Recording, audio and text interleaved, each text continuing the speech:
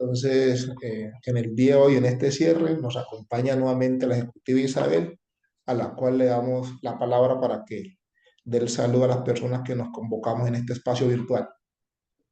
Doña Isabel.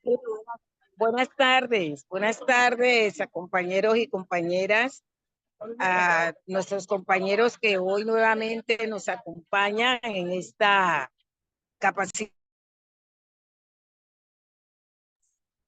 Doña Isabel, se le no activa el micrófono. y reubicación salarial. Desde la Federación Colombiana de Trabajadores, pues Isabel Olaya Cuero, la ejecutiva de FECODE, responsable de la Secretaría de Organización y Educación Sindical, y desde nuestro movimiento ADE, Alianza Democrática por la Educación y el Progreso, que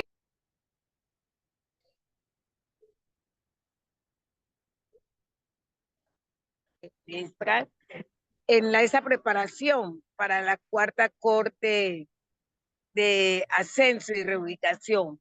Hoy estamos en la última etapa de nuestras 4 secciones, donde vamos a ver preguntas o posibles preguntas que nos puede formular en esta prueba pedagógica, que va a ser direccionada por la Universidad de Antioquia. El compañero Carlos Mosquera, el compañero Carlos Arias, hoy y ustedes también pueden hacer preguntas de qué piensan o qué posiblemente preguntas pueden hacer. Yo sé que la sapiencia de los dos compañeros nos va a ayudar mucho para que los que asistan a esta capacitación puedan salir airosos. Decirles, compañeros, que en el proceso de ascenso estamos en la etapa de reclamaciones que se vence el 27 de junio, el próximo jueves. Compañeros que hoy no salieron admitidos en ese listado, muchos, porque no tenían las últimas evaluaciones, tenían una sola evaluación y colocaron la evaluación de periodo de prueba, que en todos los espacios, tanto FECODE como cada uno de los ejecutivos, como en estos talleres, hemos dicho que la evaluación del periodo de prueba no sirve, compañeros. Entonces, los compañeros se equivocaron y hoy no han podido salir admitidos. Pero tenemos una gran esperanza, y la gran esperanza es que en el acuerdo que realizamos con el gobierno nacional, en el año 2025 viene la segunda prueba. Casualmente en el día de mañana tenemos reunión para ver los avances en este proceso, pues, de inscripción, de admisión de los compañeros que se postularon para esta cuarta corte.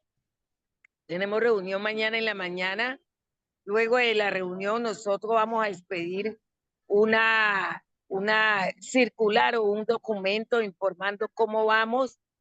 Algunos compañeros no terminaron de hacer el proceso de inscripción y por eso tampoco fueron admitidos. De aquí, después del 27, sabemos que ahora sí van a salir luego el listado, pues, final. Ustedes tienen tiempo, los compañeros que por A o B están cursando alguna maestría, alguna especialización, algún estudio, y que los grados de pronto sean en agosto, tienen todavía en julio posibilidad de que usted esos títulos, antes de que salga el listado final con la calificación, poder usted radicar esos documentos. Hay que estar muy pendiente, compañeros y compañeras, de las fechas. Igualmente, no puedo dejar de felicitarlos a cada uno de ustedes por ese acompañamiento, por ese compromiso, por ese liderazgo, por esa resistencia y por esa defensa de la educación pública en el paro permanente que finalizamos el jueves anterior. De verdad ha quedado demostrado que nosotros estamos vivos, que la federación sigue en esa lucha que entre 65 años se ha realizado en defensa de la educación. Hoy los maestros nuevos ustedes, compañeros, tienen un gran compromiso de seguir toda esta batalla y toda esta batuta, esta exigencia de condiciones dignas para nuestros niños, niñas y jóvenes, a que se dignifique nuestra profesión y más en ese respeto para la educación que se debe caracterizar como un derecho fundamental. Pudimos lograr que se hundiera ese proyecto de ley de reforma estatutaria. ¿Por qué? Porque no habían las garantías que como se habían presentado pudiera ser favorable para nosotros y para el pueblo. Hoy tenemos un compromiso y ese compromiso es continuar en esa construcción de ese proyecto de ley estatutaria, pero que sí sea un proyecto que beneficie a todos y que sea construido en un diálogo social con la participación de las comunidades, de las organizaciones, de los sindicatos, de los estudiantes, mirando la pertinencia, mirando todas las particularidades de los territorios, mirando esa educación inclusiva, diferencial. Allí todo eso tiene que estar en una ley estatutaria. Sabemos que la ley 115 en el artículo 9 dice que la ley de educación tiene que ser regulada por una ley estatutaria. 30 años que no se pudo hacer. Hoy teníamos la posibilidad, pero esta enmienda y las tres ponencias que se radicaron no garantizaban que nosotros le apostáramos a eso, pero no hemos dicho no, vamos a seguir en esa construcción. Compañero Carlos, compañera Cirley, y a cada uno de los participantes, de verdad, muchas gracias por el acompañamiento, muchas gracias por ese apoyo, lo hemos hecho con mucho cariño. Ustedes tienen que seguir preparándose, ustedes tienen que seguir investigando, ustedes tienen que ir más allá de lo que hemos dado aquí. Hoy tenemos la posibilidad que los 128,000 docentes del 1278 puedan ascender, si no es en esta, en la próxima o en el curso de formación. Un abrazo para todos y muchas gracias por acompañarnos, compañeros y compañeras. Muchas gracias a usted, doña Isabel, por este saludo. Bueno, continuando con la agenda, le agradecemos pues a doña Isabel su presencia aquí. De hecho, ella fue la que gestó esta idea que nos pudiéramos convocar, organizó este espacio, por ello hoy esto es realidad. Saludamos también a la compañera Chirley, que tiene un poco intermitente el internet, al compañero Oscar Martínez del CEI de FECODE, al compañero Sócrates, asesor jurídico de FECODE, y por supuesto también a Carlos Arturo Arias, quien es, digámosle, el, el ponente que nos está acompañando en diferentes secciones de trabajo. Carlos pues tiene una vasta experiencia, es matemático y físico, con maestría en educación de la Universidad Javeriana, tiene estudios doctorales en pedagogía de Cuba, también tiene doctorado en psicología educativa de la Universidad Javeriana, directivo docente, ha trabajado esta cuestión de las pruebas desde hace mucho tiempo. De hecho, participa en varios grupos de investigación que se dedican a este asunto. Y en el Valle del Cauca, justamente en este momento, también anda capacitando a los maestros por varios municipios en torno a la preparación de este concurso de ascenso y de adjudicación salarial.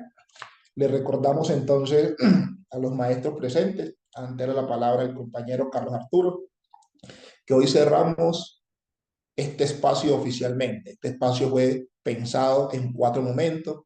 En un primer momento lo concretamos el 21 de mayo y en esa sesión hicimos una especie de contextualización de lo que significaba el concurso, la regla y la estructura, teniendo en cuenta obviamente la circular del Ministerio de Educación que convoca a este concurso de ascenso y reubicación salarial.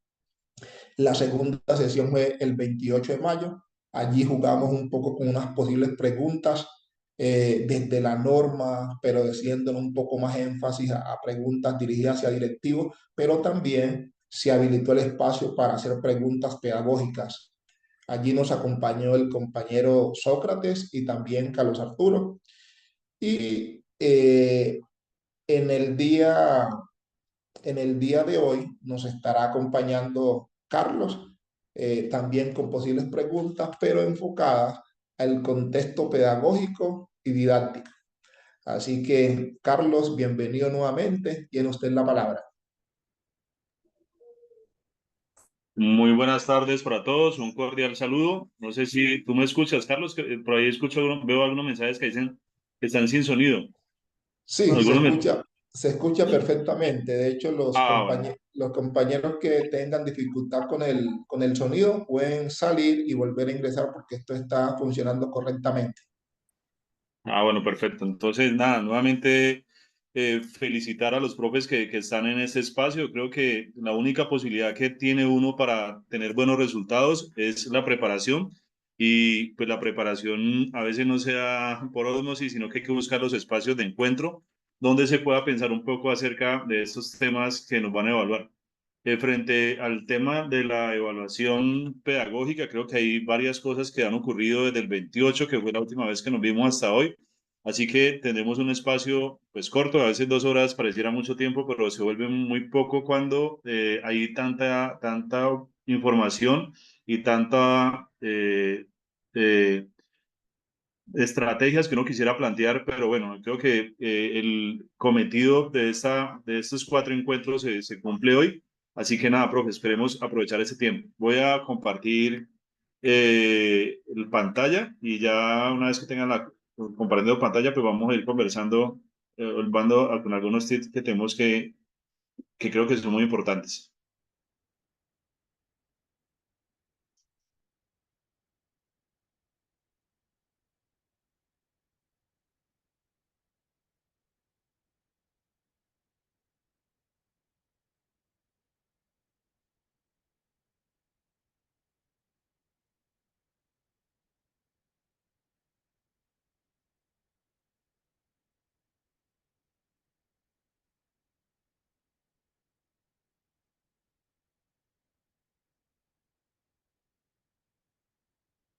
¿Ustedes están viendo mi pantalla ahí, profes? Sí, Carlos, ahí se puede observar. Si puedes ponerle zoom, mucho mejor. Listo, Exacto. ahí le acabo de poner listo. Entonces, bueno, profe, hoy es nuestra última sesión, 25 de junio. Yo siempre he dicho que lo ideal siempre en un seminario o en una charla de pedagogía es que haya un espacio para hacer un poco de pedagogía, porque hablar de pedagogía puede ser un poco más sencillo, pero hacer pedagogía creo que es el verdadero reto que tienen los maestros. Hablar y reflexionar frente a pedagogía creo que es lo que nos convoca hoy y por supuesto al final de esas 2 horas evaluemos cuánto sabemos de pedagogía. Y cuando digo evaluemos cuánto sabemos de pedagogía, aquí hay un asunto que creo que me han preguntado desde abril que he empezado esta capacitación hasta estos días y es qué se requiere realmente para uno responder bien una pregunta de pedagogía. Pedagogía, pues ya la teoría pedagógica. Creo que la mayoría de las dificultades que tenemos los profes es que a veces tratamos de justificar nuestra práctica y cuando nos hacen preguntas, tratamos de responder a las preguntas que nos hacen desde la práctica que nosotros desarrollamos en clase. Pero a veces no tenemos en cuenta que esa práctica que nosotros desarrollamos en clase, básicamente que es una práctica que ha sido casi aprendida de los maestros que tuvimos y pocas veces hemos hecho o actualización pedagógica para determinar si esa práctica realmente corresponde a una práctica pertinente, actualizada y básicamente creo que esa es la mayor dificultad. Por eso los espacios de actualización pedagógica son tan importantes, pero que ojalá esa actualización no se quede solamente en el momento de presentar la prueba, sino que ojalá permita que estas nuevas pedagogías contemporáneas y emergentes puedan llegar con unas nuevas prácticas a la aula de clase. Así que la sugerencia siempre es cuando le dan una pregunta, eviten inicialmente contestar tratando de justificar esa pregunta con lo que ustedes hacen de manera permanente en clase, de su práctica, a no ser que ustedes tengan la certeza de que pues, lo que ustedes hacen está sustentado a través de alguna teoría pedagógica y creo que eso vamos a tratar de verlo aquí con unas cuantas preguntas a ver cómo estamos nosotros frente al tema de la pedagogía. ¿Listo? Porque yo contaba en estos días cosas que me aterraban mucho y es haciendo observación de algunas clases, un profesor dividía el salón de clase en un salón, a un lado colocaba el infierno, en la mitad colocaba a los chicos que él consideraba que estaban en el purgatorio y en el otro extremo colocaba a los que él consideraba que estaban en el cielo. Cuando le escuché la explicación, los del infierno son los que él considera que ya habían perdido el año, incluso apenas habían matriculado, apenas iniciado el primer periodo del año. Los del purgatorio son los que él considera que tienen chance y los del cielo son los muy buenos. Y para él era una forma, y es un profe de ahora, no estoy hablando de un profesor de hace tiempo, estoy hablando de un profesor de hace muy pocos días que hablaba con él, y para él era una forma de presionar psicológicamente a los chicos que no estaban bien para que alcanzaran a los que estaban bien. Eso es totalmente antipedagógico, es una cosa que uno no logra entender que un profe de hoy tenga ese tipo de prácticas en el aula de clase. Escuchaba a una profe también esta semana, es que fueron muchas cosas esta misma semana que me desbordaron. La profe entró un grupo de psicólogas al salón de clase y muy preocupada porque una niña tenía unos audífonos puestos, le dijo inicialmente, por favor, quítate los audífonos. La niña no le escuchó porque tenía los audífonos y luego le repitió, te quita los audífonos o te enredo con ese cable el cuello y te hago brotar los ojos. Entonces uno dice, es un lenguaje supremamente violento hoy de una maestra para una niña en un salón de clase. Entonces, a veces nuestras prácticas no obedecen realmente a teorías y a convicciones propias del maestro, sino que a veces nos dejamos llevar por varias razones y no hacemos que nuestros chicos vayan al nivel del profe, sino que a veces nosotros, los profes, queremos rebajarlo al nivel de algunos chicos que pues tienen comportamientos disruptivos en algunos casos. Entonces, lo que les quiero decir básicamente es que no todo lo que nosotros hacemos porque lo hagamos de manera cotidiana es lo correcto. Creo que actualizarnos y reflexionar frente a lo que hacemos es lo que nos hace verdaderos maestros y nos hace verdaderos pedagogos. ¿Listo? Para el día de hoy, pues vamos a tener nuevamente algún par de orientaciones frente al tema de la prueba, cantidad de preguntas que va a tener la prueba, cuántas preguntas va a tener la prueba de autoevaluación o psicotécnica, y es tener esa cantidad de preguntas nos va a tener también la posibilidad de ver cómo estamos en términos de tiempo, ¿cierto? Luego veremos algo sobre la pedagogía o la propuesta pedagógica de este actual gobierno, del tema de la educación integral, el tema de los centros de interés, el tema de la pedagogía crece, es decir, algo nuevo que seguramente está en la conversación entre el Ministerio y la Universidad de Antioquia como temáticas para ser evaluadas en la prueba, así que es importante hoy conocer todo el tema del Plan de Desarrollo 2022-2026, porque seguramente eso va a tener que ver con la prueba. Y haremos al final, si el tiempo no lo permite, seguramente pues vamos a tratar de hacerlo, algunas preguntas de pedagogía, currículo, didáctica, pues para tratar de medirnos un poco cómo estamos. La presentación de hoy se las envío también a través de Shirley y algún material también que tenemos por ahí para compartir con ustedes. Y nuevamente me uno a la solicitud y a la que hace la señora Isabel Olaya, y es que no nos podemos quedar solamente con lo que tenemos. Creo que tenemos 8 semanas más para la prueba, para seguir buscando material. Yo siempre les digo a los profes que no se conformen solo con resolver simulacros. Hay gente desesperada buscando simulacros, simulacros, simulacros, pero cuando uno hace un simulacro es como hacer una evaluación, y lo que finalmente obtiene de la evaluación es un resultado de cómo estoy, pero no me vuelve más competente. A uno lo vuelve más competente es dialogar con el otro, leer, ¿cierto? Informarse, y eso sí creo que es lo que deberían hacer todos en ese momento. Frente a la prueba pedagógica, profe, decirles que ya sabemos que es una prueba, ya según el acuerdo que hay, va a tener entre 140 y 180 preguntas. Y eso es bien importante, aunque no es un valor exacto, hay un intervalo ahí. Uno debería tener en cuenta eso. ¿Por qué? Porque sería una de las pruebas de concurso de ascenso y reubicación, incluso de nombramiento de mayor extensión en número de preguntas que se ha hecho. Si la hacen de 180 preguntas, pues son bastantes, y aparte de eso van a tener 20 preguntas de la autoevaluación. Entonces, en el escenario más extenso tendríamos 180 preguntas de pedagógica y vamos a tener 20 preguntas de autoevaluación. Tendríamos una prueba de 200 preguntas para responder en 5 horas. Ya sabemos entonces que la prueba va a tener una duración de 5 horas, y si ustedes convierten esas 5 horas a minutos, estamos hablando de 300 minutos. Si uno tiene 200 preguntas para responder en 300 minutos, debe tener claridad frente al hecho de que son minuto y medio por pregunta. Es decir, realmente se sentiría un poco forzado la cuestión porque van a ver el tipo de preguntas. Así que, nada, creo que tener como conciencia del tamaño de la prueba y de la cantidad de horas que yo tengo disponible, me tiene que poner como en marcha de ejercitarme para lograr en el menor tiempo posible comprender y ser muy ágil para poder responder rápidamente a las preguntas. ¿Listo? Entonces, algunos tips que les puedo dar ahorita, que estemos en algunas preguntas, creo que les van a servir muchísimo. Entonces ya está claro, en el mejor escenario serían 140 preguntas de pedagogía y 20 de autoevaluación, serían 160 preguntas, que igual nos dejan un margen de menos de 2 minutos por pregunta, ¿listo? Eso creo que es bien importante. Otra pregunta que me vienen haciendo con mucha frecuencia, voy a dejar de compartir aquí para mostrarles algo que creo que es necesario.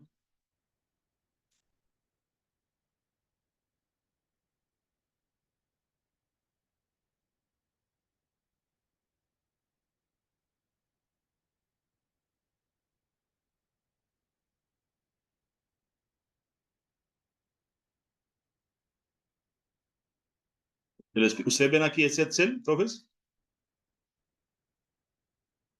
Carlos, ¿están viendo ese Sí, Excel? Carlos, se observa perfectamente. Bueno, pero rápidamente, esta calculadora se la voy a compartir, se la voy a enviar también con Shirley al grupo para que la tengan ahí. Y lo que ustedes deben tener en cuenta es que tenemos 5 ítems que nos están evaluando.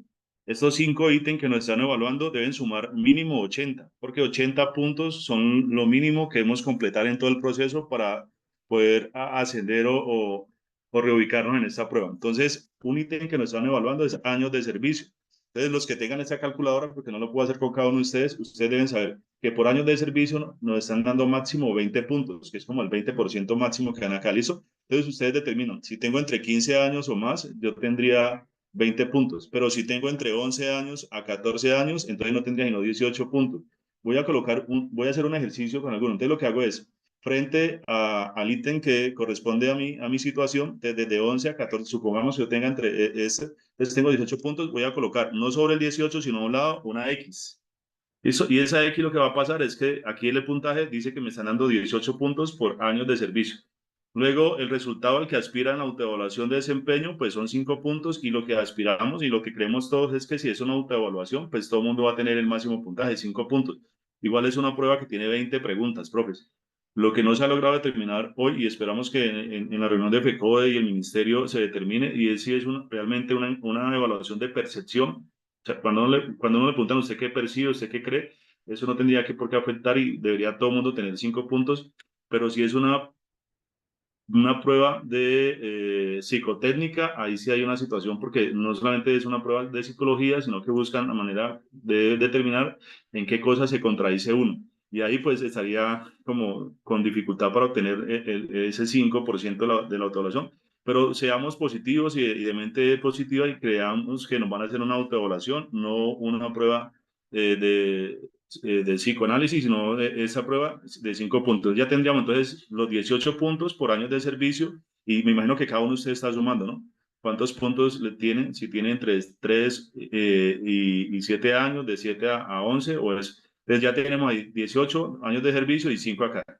Vayan a zona de desempeño. En zona de desempeño uno ya sabe dónde trabaja. Pues si trabajo en zona rural de difícil acceso, pues tengo 15 puntos, serían 15%. Si trabajo en zona rural que no es de difícil acceso, tengo 14 puntos. Si trabajo en zona urbana de municipios no certificados, tengo 13 puntos. Y supongamos, en mi caso, yo trabajo en una zona urbana, en un municipio certificado, yo de todos esos 15%, 14, 13, tendría solamente el 12%, ¿cierto? Ahora, número de movimiento en el escalafón. Vamos a tener ítem también. Si a mí, yo nunca me he escalafonado, nunca me nombraron en el 2A o en el 1A y no he tenido la posibilidad de concursar o cuando concursé no avancé, entonces tendría 15 puntos. Digamos que es el escenario de todos. Ahí tendría en ese momentico acumulado, perdón, 15 puntos. Entonces, eso lo van a hacer ustedes acá para que lo tengan, perdón, es poner una X, no colocar un número. Colocan la X ahí frente a los puntos que ustedes consideran y ahí le va a aparecer. Entonces, al final, profe, les aparece qué valor. Alguien que me diga qué número ve ahí abajo. 50. 50, profe. Entonces, ¿cuál es la cuestión? La cuestión es que nosotros para poder superar este proceso necesitamos completar 80. Quiere decir que los otros 30 puntos deben salir de la prueba pedagógica. Y aquí es donde yo quiero develar como el entuerto que hay y que es bien interesante, y es que la gente cree que puede sacar 30 puntos en el examen. No, el examen es un examen de 180 preguntas y esa prueba pedagógica corresponde al 45% de ese proceso, ¿cierto? Entonces aquí es donde hay que tener cuidado. Ojo, si yo llego a resolver las 140 preguntas acertadamente, profe, si las llego a hacer el 100%, entonces escribo así, saco 100 puntos de la prueba y 100 lo multiplico por el 45%, eso me daría 45 puntos, que sería un escenario muy favorable. Porque si tengo 50 y me faltan 30 y me dan 45 acá, ya tengo 95, pasé, ¿cierto? Pero dependo del resultado del examen, de las 180 preguntas que me van a hacer. Eso es Ahora, supongamos que yo yo no hice el 100%, las 100 preguntas correctas, sino que me saqué un 60 puntos en la prueba, ¿cierto? Ahora, de esos 60 puntos que saqué en la prueba, lo multiplico por el 45% y eso es lo que me va a sumar aquí en el proceso. O sea que hacer el 60% de una prueba, de sacar 60 puntos en una prueba de 140 preguntas, me está obligando a hacer 84 preguntas acertadas. Entonces, con 60 puntos en la prueba, le calculo el 45%, tengo 27 y mire que con este 27 no me alcanzaría. ¿Por qué les quiero advertir eso, profes? Porque creo que es necesario que ustedes lo sepan. Como les he dicho siempre, yo he venido haciendo análisis de resultados de pruebas y lo que yo sé de las pruebas de concurso para ascenso, reubicación o para nombramientos en propiedad en la carrera, normalmente no más del 20% de las personas que presentan la prueba sacan más de 60 puntos. Es decir, que si uno quitara la perversidad de ese concurso que vamos a enfrentar nosotros, es que así me quiten a mí años de desempeño, así me quiten todas las otras variables, yo tendría que sacar en la mayoría de los casos más de 60 puntos para poder ascender o reubicarme. Es decir, que estamos frente a una situación que es necesariamente importante entender para que reconozcan la importancia de la prueba. No quiere decir que tengamos que sacar 30 puntos para completar los 80, sino que tenemos que sacar porcentajes en la mayoría de los casos superiores a 60. Cuando hacían solo el examen y no teníamos en cuenta ese enfoque diferencial de desempeño, de lugar donde trabajo y lo demás, pues uno igual tenía que sacar más de 60 puntos para pasar. Y aún así, solamente el 20% de las personas lograban pasar la prueba. Ahora, pues nos dicen, mire, usted ya tiene 50 puntos acá, confórmese con eso y solamente avance, pero realmente sacar esos 30 puntos que son necesarios acá, pues requieren de sacar un muy buen puntaje en la prueba.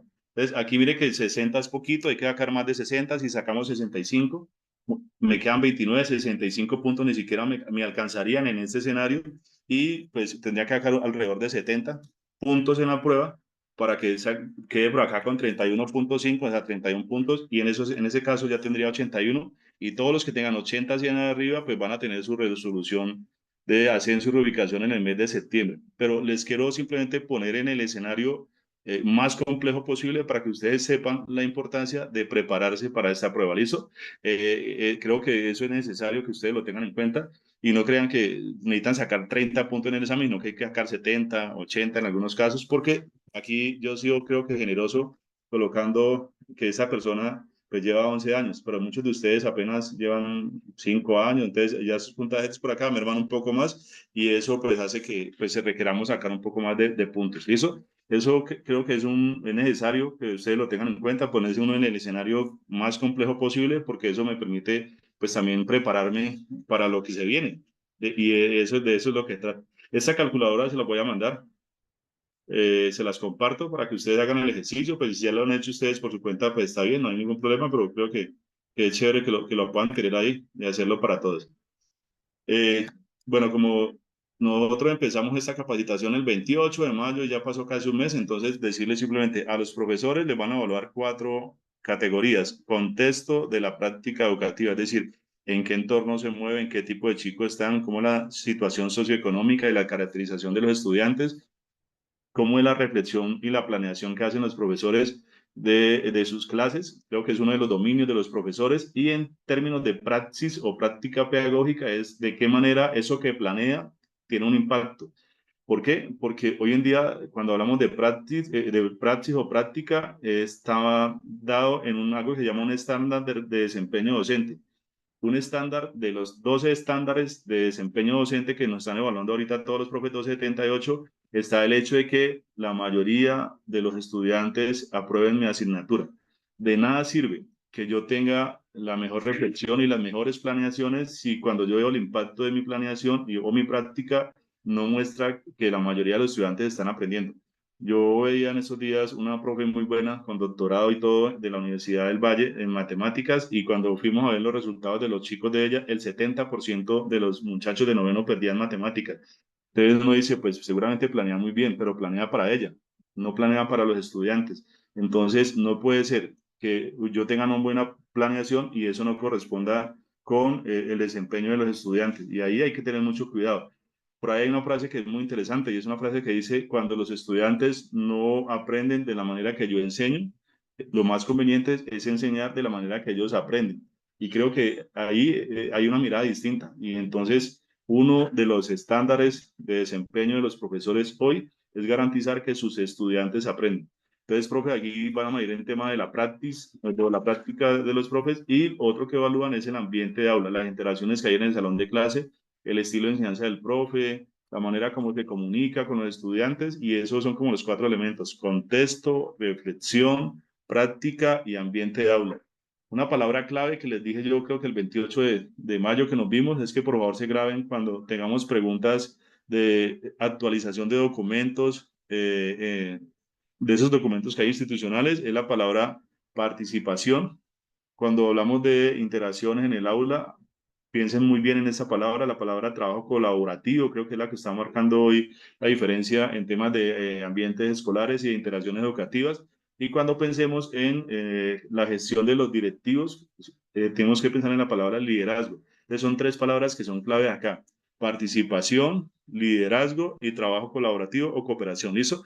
Entonces, a los profes les miden contexto, reflexión, práctica y ambiente de aula. ¿Qué le miden a los directivos y a los orientadores? Pues les miden lo mismo, contexto, pero en la práctica educativa, desde el liderazgo del directivo, la reflexión y la planeación de que él hace para que sus profesores tengan muy buenas planeaciones, la práctica o la manera como él orienta que los profes hagan sus prácticas, todo el tema de la orientación pedagógica y el ambiente institucional. Finalmente son como elementos muy parecidos, pero el sujeto cambia, ya no es el maestro, sino que es el directivo o el orientador. Y en el tema de ambiente institucional, pues saben que lo que marca la diferencia entre el profe y el directivo, pues tiene que ver el liderazgo. Entonces ahí tenemos. ¿Cuáles son los temas, profe? Si ustedes tuvieran que tener una lista de temas que debe estudiar para esta prueba pedagógica, no debe dedicarse solamente a estudiar teorías contemporáneas de pedagogía. No, porque no es suficiente. Aquí lo que les van a evaluar a todos, van a ver eh, eh, acciones causadas de nuestro desempeño en el aula de clase. Entonces, marco para la enseñanza docente y los estándares de la profesión docente son 2 documentos fundamentales, porque de ahí salen todos los criterios y la guía de evaluación para los profes. La Ley General de la Educación debe ser de obligatorio conocimiento de todos los maestros, saber qué es el PI para la escuela, ¿cierto? Y cómo se puede actualizar ese PI. El Sistema Institucional de Evaluación de Estudiantes, o el CIE, es de obligatorio conocimiento, porque hay muchas preguntas caso donde le piden al profe que determine en qué medida se puede utilizar o cómo se puede utilizar ese CIE en algunas situaciones particulares. El Sistema Nacional de Convivencia Escolar, nosotros no solamente nos dedicamos a garantizar que el chico aprenda, sino que nos toca resolver infinidad de situaciones dentro del aula que van más allá de garantizar que el chico aprenda, sino que temas de convivencia, temas de salud mental. Entonces aquí el tema de la convivencia es muy importante. El tema de la educación inclusiva. Nosotros sabemos que el objetivo número 4 de desarrollo sostenible habla de una educación equitativa, inclusiva y de calidad. Y cuando habla de inclusiva, finalmente lo que habla es de una atención a la diversidad. Pero en la escuela nos hemos quedado solamente en el tema de la atención a chicos con discapacidad. El tema de la diversidad como que nos fue por otro lado y nos quedamos ahí. Pero bueno, que hagamos bien esa parte del ejercicio de la educación inclusiva, creo que es suficiente. Hoy creo que nos falta muchísimo para hacer una muy buena atención de los chicos con discapacidad, porque no estábamos preparados. Tenemos una gran cantidad de chicos que llegan a la escuela con discapacidad, pero en la mayoría de los casos los profesores no son licenciados en educación especial y tienen que aprender en el camino muchas cosas, en muchos casos sin asesoría de un profesional de apoyo, sino que deben resolver en el camino. Entonces, así que hay una guía de orientación de la aplicación de este decreto 1421. Entonces yo les pediría que no lean el decreto 1421, sino que lean la guía de aplicación o de orientación de la aplicación de este decreto, que creo que es mucho más centrada en lo que el profe debería hacer en cualquier caso. Entonces, ese documento también lo vamos a facilitar. Está el manual de funciones, que yo he visto profes buscando, escriben en Google manual de funciones y el primero que les sale, a ese se ponen a leerlo. Yo les digo, tengan mucho cuidado, busquen los documentos más actualizados que hay.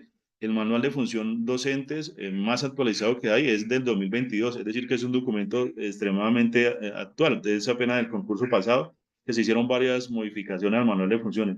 Y por último, pues por supuesto que si es una prueba de pedagogía, pues hay que tener en cuenta algunas prácticas pedagógicas contemporáneas, lo que yo les decía, no siempre lo que hacemos en el aula es lo que es más acertado desde la pedagogía. Así que, pues, leer algunas teorías y tratar de identificar eso que yo hago, con cuál teoría se podría asociar, creo que tendría mucho sentido, profes.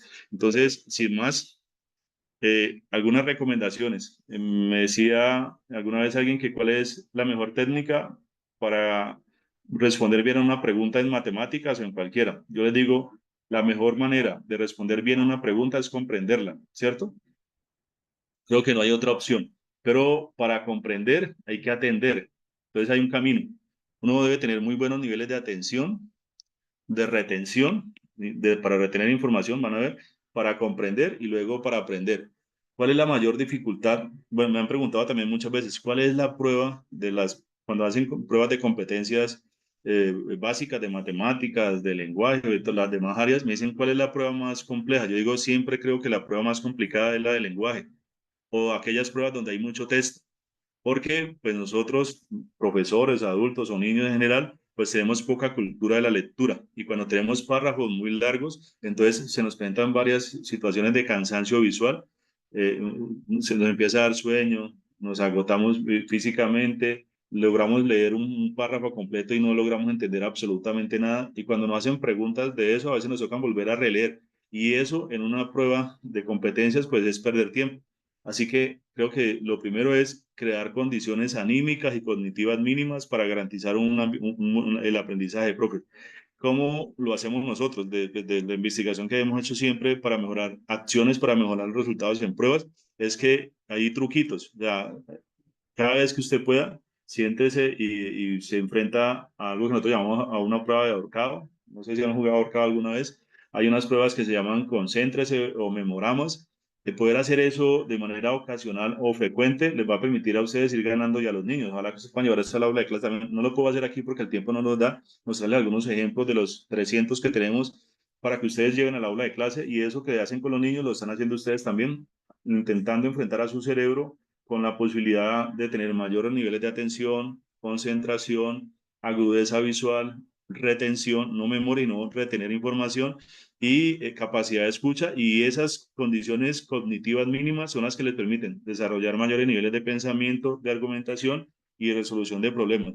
Entonces, creo que la invitación en este caso, profe, es no se ponga solo a resolver preguntas de simulacros, en la medida de lo posible, cada vez que pueda, siéntese a hacer un crucigrama, un memorama, alguna actividad que le permitan ganar niveles de atención.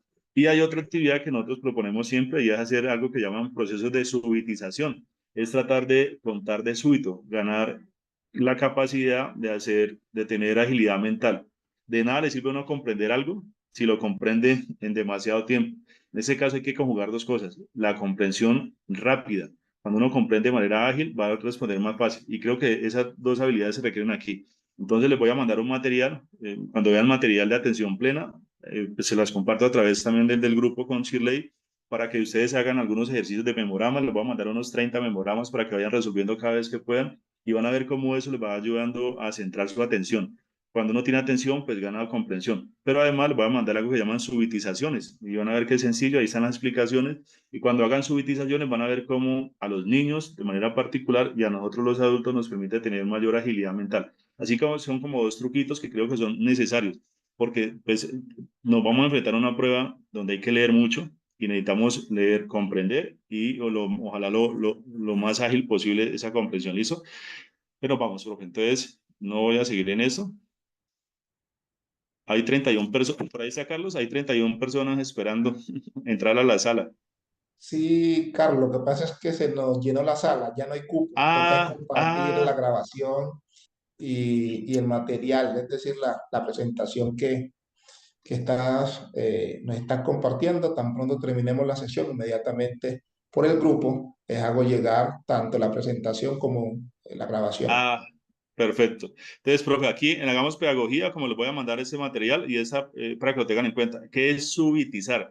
Yo creo que la subitización es el proceso mental más necesario en las personas para desarrollar agilidad mental y el cálculo mental. Yo creo que si un niño después de que aprende a contar hiciera mucha subitización, no tendría problemas nunca con el tema de las tablas de multiplicar y aprenderse esas cosas. Yo soy matemático y aprender cosas de memoria. Creo que aquí nos saltamos todos los profes de primaria de este proceso, pero creo que estamos a tiempo. ¿Qué es subitizar? Es cuando le ponen una imagen a uno y le dan 3 segundos para que cuente cuántos materiales hay ahí y se la quitan rápidamente y que uno pueda, sin contar con los deditos lo que hay ahí, puede dar cuenta de cuántas figuras hay ahí. ¿Listo? Entonces, si uno ve cuántas figuras hay ahí, no sé si pueden escribir en el chat, 1, 2, 3, si alguien escribe en el chat cuántas figuras vio ahí. No, bueno, no veo el chat. Bueno, entonces ese ejercicio, ahí había 12 figuritas. Si ustedes cuentan ahí rápidamente, mentalmente, muy bien, Reinela, ¿cuántas vieron ahí? Ahí, entonces la idea es que eso se llama subitizar, colocar unas figuras, 12 figuras, unas figuras así muy rápidas y ustedes se ponen el ejercicio, las cuentan rápidamente, 3 segundos y tratan de memorizarlas y luego de indicar cuántos elementos hay. Entonces aquí lo que van a encontrar es muy rápidamente ejercicios de subitización. Ustedes dicen cuántas ven ahí en estos arreglos. Y eso es lo que les va a permitir a ustedes ganar atención, concentración y rapidez mental. Eso se llama subitización, simplemente se los dejo como modelos acá, pero seguramente ustedes van a poder llevar al aula de clase y eso que hacen con los estudiantes también les va a ayudar a ustedes bastante. ¿Listo? Ese sería un primer nivel de eso de subitizar, muy rápidamente, 3, 4 segundos, y cuentan cuántos hay, o sea, sin contar con los dedos y no tratan de retener, memorizar en su cabeza esa información y luego tratan de determinar cuántos elementos hay. Se los estoy mostrando muy rápido porque solamente creo que es indispensable que hagan ejercicio. Uno no podría dedicarse solamente a responder preguntas y a leer, sino que también tratar de poner a su cerebro en mejores niveles de atención y concentración. En ese caso, aquí hay una figura con una cantidad de elementos, uno determina cuántos elementos hay, luego aparece un signo de una operación y es que hay que hacer una operación con el número de figuras de la diapositiva anterior con esta. Entonces uno haría como ese ejercicio rápido de multiplicarlos de allá con estos y eso tendría que darle un valor a uno, ¿listo? Entonces, bueno, aquí lo que voy a dejarle es simplemente en esa diapositiva muestras de qué es esto de subitizar, profe. Les aseguro, por mi experiencia, de que cuando uno hace este tipo de ejercicios, ganan atención, ganan agilidad mental y cuando usted hace eso y enfrenta pruebas de competencias donde necesite atención y agilidad mental, pues van a ver la gran diferencia entre una persona que se ha ejercitado en esto y otras que no. Eso. Entonces, veamos. ¿Cuál es la diferencia entre educación y pedagogía? La gran diferencia entre educación y pedagogía es que la educación es una formación que se adquiere en cualquier escenario y sin necesariamente una intención positiva. Es decir, que uno se puede educar en cualquier lugar, incluso en las calles. El tema es que en las calles uno puede incluso aprender cosas que no son positivas, a matar, a robar por la necesidad, ¿cierto? ¿Cuál es la diferencia entonces entre educación, que es ese escenario de formación de todo lo que uno puede aprender o saber, y la pedagogía? Ah, pues que la pedagogía tiene una intención positiva. Por lo tanto, la pedagogía es aquella que se da en la escuela, ¿cierto? Hay una intención siempre positiva. Por lo tanto, siempre que uno diseña una clase, lo primero que debe definir para esa clase es un propósito. ¿Cuál es la intención de esa clase? Una vez que uno tenga definido cuál es el propósito de la clase o la meta de aprendizaje, pues debe tener unas estrategias para garantizar esa enseñanza. Después de tener las estrategias, ya uno decide, bueno, mi estrategia es el aprendizaje basado en proyectos, en problemas, en retos, en design thinking. Ya uno define una metodología o una estrategia de enseñanza, pues uno define como una secuencia, ¿cierto? ¿Cuál es la característica de un maestro ejemplar, pues que sea experto en su área, ¿cierto? Un maestro que tiene un muy buen dominio de su área, pues puede conocer cuáles son los recursos y las secuencias que se le requieren dar para que el chico alcance el propósito o la meta que se ha trazado. Las didácticas propias de la asignatura y las didácticas generales. Esto que yo les decía ahorita de subitizar, de resolver, crear condiciones anímicas y cognitivas mínimas, tienen que ver con didácticas generales de desarrollo de pensamiento. Y cuando un niño desarrolla su pensamiento, pues es una habilidad o una facultad que no sirve solamente para un área, sino que es una facultad que se desarrolla y le permite tener mejores desempeño en todas las áreas. Los recursos y la evaluación. De nada sirve, y eso me parece que es muy importante de esta diapositiva, profes, y es que uno tenga claro cómo enseñarla, ¿cierto? Plantear una muy buena estrategia de enseñanza, hacer un muy buen diseño en una muy buena planeación de la clase y finalmente evaluar mal. Un caso particular se presentó el año pasado, promoción anticipada de los chicos de octavo. Se le pidió a la profe de noveno que les preparara, pues ya hay como dos criterios en las escuelas para que los chicos den promoción anticipada. Que en el primer periodo tengan resultados o desempeños superiores a 4 o 6 en las asignaturas, en algunas ya cada CIE lo determina. Y lo otro, de una vez que han cumplido con el criterio de que pueden postular porque tienen todas sus áreas superiores, entonces se les hace una segunda prueba y es de si conocen todos si alcanzan todos los desempeños que deberían tener en el grado octavo, en este caso el grado octavo. Se le pidió a la profesora de noveno que elaborara una prueba de lo que ellos deberían saber en octavo. Y la profesora se elaboró una prueba de casos de factorización, se elaboró una prueba de fracciones algebraicas, una cantidad de cosas de álgebra. Lo triste de la historia es que la profe consideró que eso es lo que debería saber un niño de octavo, ¿cierto? Ahorita, el año pasado. Y ningún estudiante le ganó la prueba. Es decir, los mejores chicos de grado octavo no le ganaron la prueba que ella propuso para grado octavo. Todos los chicos dieron una carta al final solicitando cambio de evaluadora. Y entonces se les propuso a los chicos que resolvieran entonces la prueba evaluar para avanzar de grado octavo de matemáticas, porque es una prueba validada por el ministerio y por el IFES, que lo que busca esa prueba, lo que determina esa prueba son los conocimientos mínimos que debe tener un muchacho en octavo. Y lo que encontramos nosotros revisando la prueba evaluar para avanzar del ministerio y del IFES en comparación con la prueba que hizo la profesora, era que no tenía nada que ver. O sea, la profesora sigue pensando que lo que deben saber los estudiantes son los casos de factorización y eso, y la matemática en el contexto de las matemáticas, y lo que está proponiendo en las pruebas de evaluar para avanzar tiene que ver con las matemáticas más en el contexto de la vida cotidiana. Entonces aquí lo que vemos es muy triste, porque mientras los profesores sigan sin conocer qué es lo que se está evaluando externamente, pues sus planeaciones no van a permitir que los estudiantes tengan buenos resultados en las pruebas externas. Si la profesora supiera que lo que se está evaluando es esto, seguramente sus clases estarían enfocadas a tratar de que los chicos puedan resolver aquello que les van a preguntar de manera externa. Ahora, si además de eso, de poder responder a lo que está planteando de por fuera, puede enseñar una álgebra un poco más así como informal, como ya lo está pretendiendo, pues lo podría hacer. Pero yo creo que hoy no tiene ningún sentido que un profesor planee sus clases y no tenga como referente las pruebas externas. Es que si las pruebas están circulando, me dicen eso es lo que estamos evaluando y usted sigue enseñando lo que usted cree que es socialmente relevante y enseñarle lo que a usted le enseñaron, pues estamos en dos caminos muy distintos, profe. O sea que lo que les digo básicamente es que si hoy los profesores trataran de conocer el contenido de las pruebas, las habilidades y las competencias que deben tener los chicos para tener buenos resultados y planearan sus clases con ese referente, seguramente los resultados serán distintos. Lo que yo no veo que vaya a pasar ahora es que los chicos tengan la posibilidad de tener buenos desempeños si los profesores están enseñando cosas que a ellos no les evalúan. Entonces ahí creo que hay una realidad que hay que tener en cuenta. El tema de la evaluación creo que es un elemento fundamental acá. Lo otro es que creo que no sé si lo dije el 28, hay una gran crítica a los sistemas educativos de América Latina y es que la gran crítica y es que todos los sistemas educativos de los 19 países de América Latina están pensados para formar receptores. Son muy pocas las escuelas con experiencias significativas o escuelas del siglo XXI que llaman que están pensándose en la necesidad que nuestros chicos sean emisores. Las grandes potencias lo que facilitan siempre en el sistema educativo es que los chicos sean emisores. Todos sabemos que las dos grandes competencias para uno tener éxito en la vida son la lógica y la argumentación, ¿cierto? El pensamiento y la palabra, lo decía Vygotsky. Entonces, en la medida que logremos que nuestros chicos se comuniquen bien, en la medida que logremos que ellos argumenten, o sea, aprendan y argumentan y den a conocer lo que saben, creo que tenemos mucha ganancia.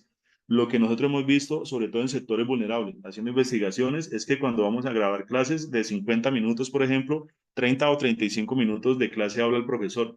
Y si todo el tiempo habla el profesor, entonces, ¿en qué momento el chico participa? O sea, se vuelve un chico que está sentado ahí todo el tiempo esperando que el profesor diga qué hay que hacer, cómo hay que hacer. Entonces, es un chico que no se puede comprometer de manera agéntica. O sea, no puede ser agente de su propio aprendizaje porque es que el profe no le da la posibilidad. Entonces, la invitación es entonces a pensar nuestras clases en la medida, con la posibilidad de que los chicos tengan posibilidades de elección, ¿cierto? Que el profe le dé posibilidades de elección, que haya un trato cordial y donde el chico también pueda, de alguna manera o en la medida de lo posible, en la mayor parte del tiempo estar expresando sus opiniones. Y en ese sentido, pues tener estrategias de enseñanza como el debate en clase, donde los chicos puedan pensar y decir lo que piensan, creo que es necesario, profe. Entonces, simplemente decirles, hoy se está cuestionando mucho el tema de los sistemas educativos que se piensan en los estudiantes como receptores. Creo que hoy no siempre, pero no hemos hecho nada para salir de esta encrucijada en que estamos. El otro tema central de la clase de hoy, de esta sesión de hoy, es que, por favor, profes, ya salió en el mes de febrero el plan de desarrollo 2022-2026. Se llama Colombia, Potencia Mundial de la Vida. Y en ese Plan Nacional de Desarrollo está incluida la educación. Yo les decía que hago parte del Poder Pedagógico Popular y es un equipo de doctores que somos maestros de escuela, es decir, yo soy un maestro de la escuela y hay muchos doctores que son personas que hacen parte todavía de la escuela de base, van a los salones de clase o son directivos de las escuelas. No todos los que nos graduamos de doctores soñamos con irnos a las universidades. Creo que muchos sí, creo que mucha gente se profesionaliza, tiene formación de alto nivel con el sueño de ir a trabajar a la universidad pública o privada, pero muchos no, creo que muchos tenemos la ilusión de que es posible cambiar la escuela. Y si creemos que hay que cambiar la escuela es porque definitivamente creemos que algo no está funcionando bien, ¿cierto? Algo hay que mejorar en la escuela, hay que transformarla de alguna manera, porque pues se ha quedado un poco anacrónica y en la medida que entre más personas se formen y puedan pensarse en una mejor escuela, una nueva escuela, una escuela del siglo XXI, pues vamos a tener mejores desempeños y chicos más felices. Finalmente, el objetivo de la escuela no debe ser que los chicos tengan buenas calificaciones.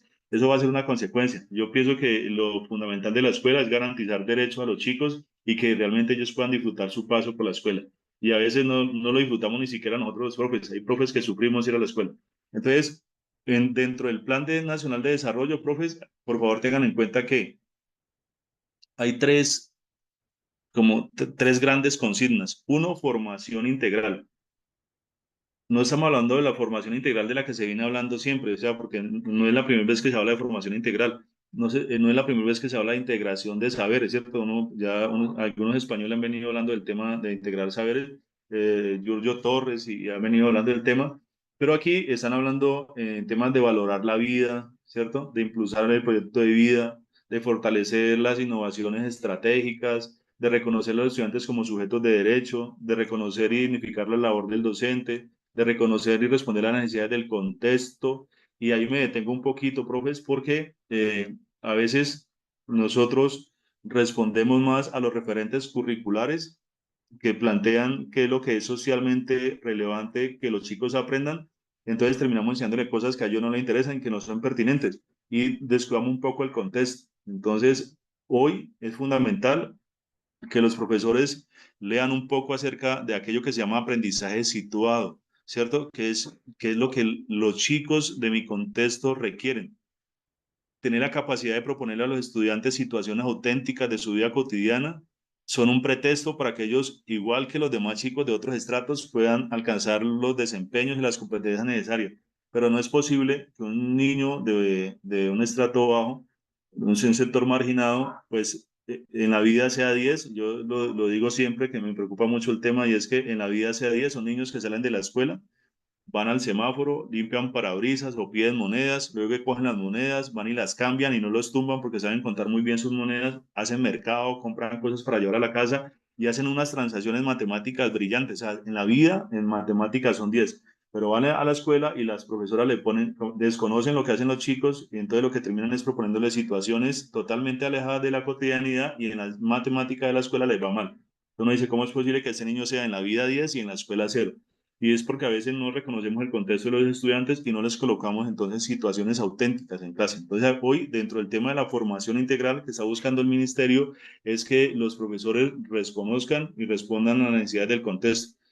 Reconocer la diversidad, ¿cierto? Hoy yo les decía que cuando hablamos de PI, el PI es como una manifestación de la Ley General de Educación, donde se le da autonomía institucional a las escuelas para que tengan su propio proyecto de acuerdo al contexto, pero que nosotros buscamos siempre la manera como de dividir, ¿cierto? Entonces, en el ejercicio de lograr visibilizar algunas poblaciones minoritarias, entonces ya le queremos cambiar como el apellido al PI, entonces ya lo llamamos PEC, Proyecto Educativo Comunitario. Entonces ya los indígenas, pueblos indígenas salieron, no, es que proyectos educativos comunitarios no se puede llamar cualquier proyecto, sino solamente los indígenas, porque son los que hemos venido liderando ese proceso, y entonces los proyectos educativos que sean de comunidades afro no se pueden llamar PEC, sino se tienen que llamar PEA. Entonces, proyectos educativos afro, y uno dice, bueno, la discusión ahí se vuelve de forma, ¿cierto? Creo que lo que está de fondo es otra situación, y nosotros los maestros debíamos dedicarnos más al tema de fondo, y es, bueno, hacer un muy buen proyecto educativo, poderlo actualizar cada año, y el apellido pues seguramente no tendría que significar tanto. Somos un pueblo pluriétnico, multicultural, y ojalá podamos incluirlos a todos, ¿cierto? Que no porque sean mayoritariamente indígenas, entonces vamos a desconocer los afros y los mestizos, o no vamos a seguir haciendo lo que históricamente se ha hecho, y es que como son mayoritariamente mestizos los niños de las escuelas, entonces desconocemos los aportes de las demás. Creo que hay que invertir el discurso y las acciones, por supuesto, pero seguir dividiéndonos con apellidos en los proyectos educativos institucionales creo que no es el camino. Entonces, profes, aquí creo que les dejo simplemente esta diapositiva para que vayan a este Plan Nacional de Desarrollo. Yo se los voy a compartir, el documento completo. Se informe muy bien en temas de formación integral, qué es lo que pretende, qué es lo que busca esta formación integral, porque este ya es un tema que está de amplia difusión en Colombia. Ustedes saben que ya los tutores o asesores del nuevo programa PTA 3.0 están yendo a las escuelas que son priorizadas y están hablando de este asunto, pero en los colegios que no son priorizados se está hablando muy poco o no se conoce mucho del tema, y entonces quedaría uno por fuera de esto que es la pedagogía o la propuesta pedagógica del actual gobierno, y esto seguramente va a tener repercusiones en la prueba. ¿Listo? Entonces lean por favor, profe, este documento que se los voy a enviar, se los comparto, lean muy bien todo el tema de lo que para este gobierno es la formación integral y cuáles son sus componentes. Entonces, eh, proceso educativo orientado hacia el desarrollo del ser, que reconoce las dimensiones corporal, socioafectiva, cognitiva, ética, moral, estética, espiritual, política, lingüística, comunicativa, en escenarios en los que protegen los conocimientos, actitudes y capacidades para los retos que nos impone el siglo XXI. Esto simplemente sería una definición, pero creo que leyendo el documento van a ustedes tener una idea más grande. ¿Para qué es la formación integral? Aquí me voy a tener un poquito en los centros de interés. Creo que uno de los grandes aciertos de esta política educativa de este gobierno son los centros de interés, porque creo que los centros de interés permiten crear climas positivos en las escuelas, y eso permite que haya un impacto también en la vida escolar. Entonces, cuando se habla de un centro de interés, primero debe ser algo que le interese al profe, algo en lo que el profesor sea muy bueno, ¿cierto? Entonces, si el profesor es muy bueno en danzas, independientemente de que no sea un profesor de danza, sino que le gusta en su tiempo libre y eso le apasiona, le da pasión, entonces que él pueda dirigir un centro de interés, y luego que se vinculen a ese centro de interés personas o niños de la escuela a los que les guste.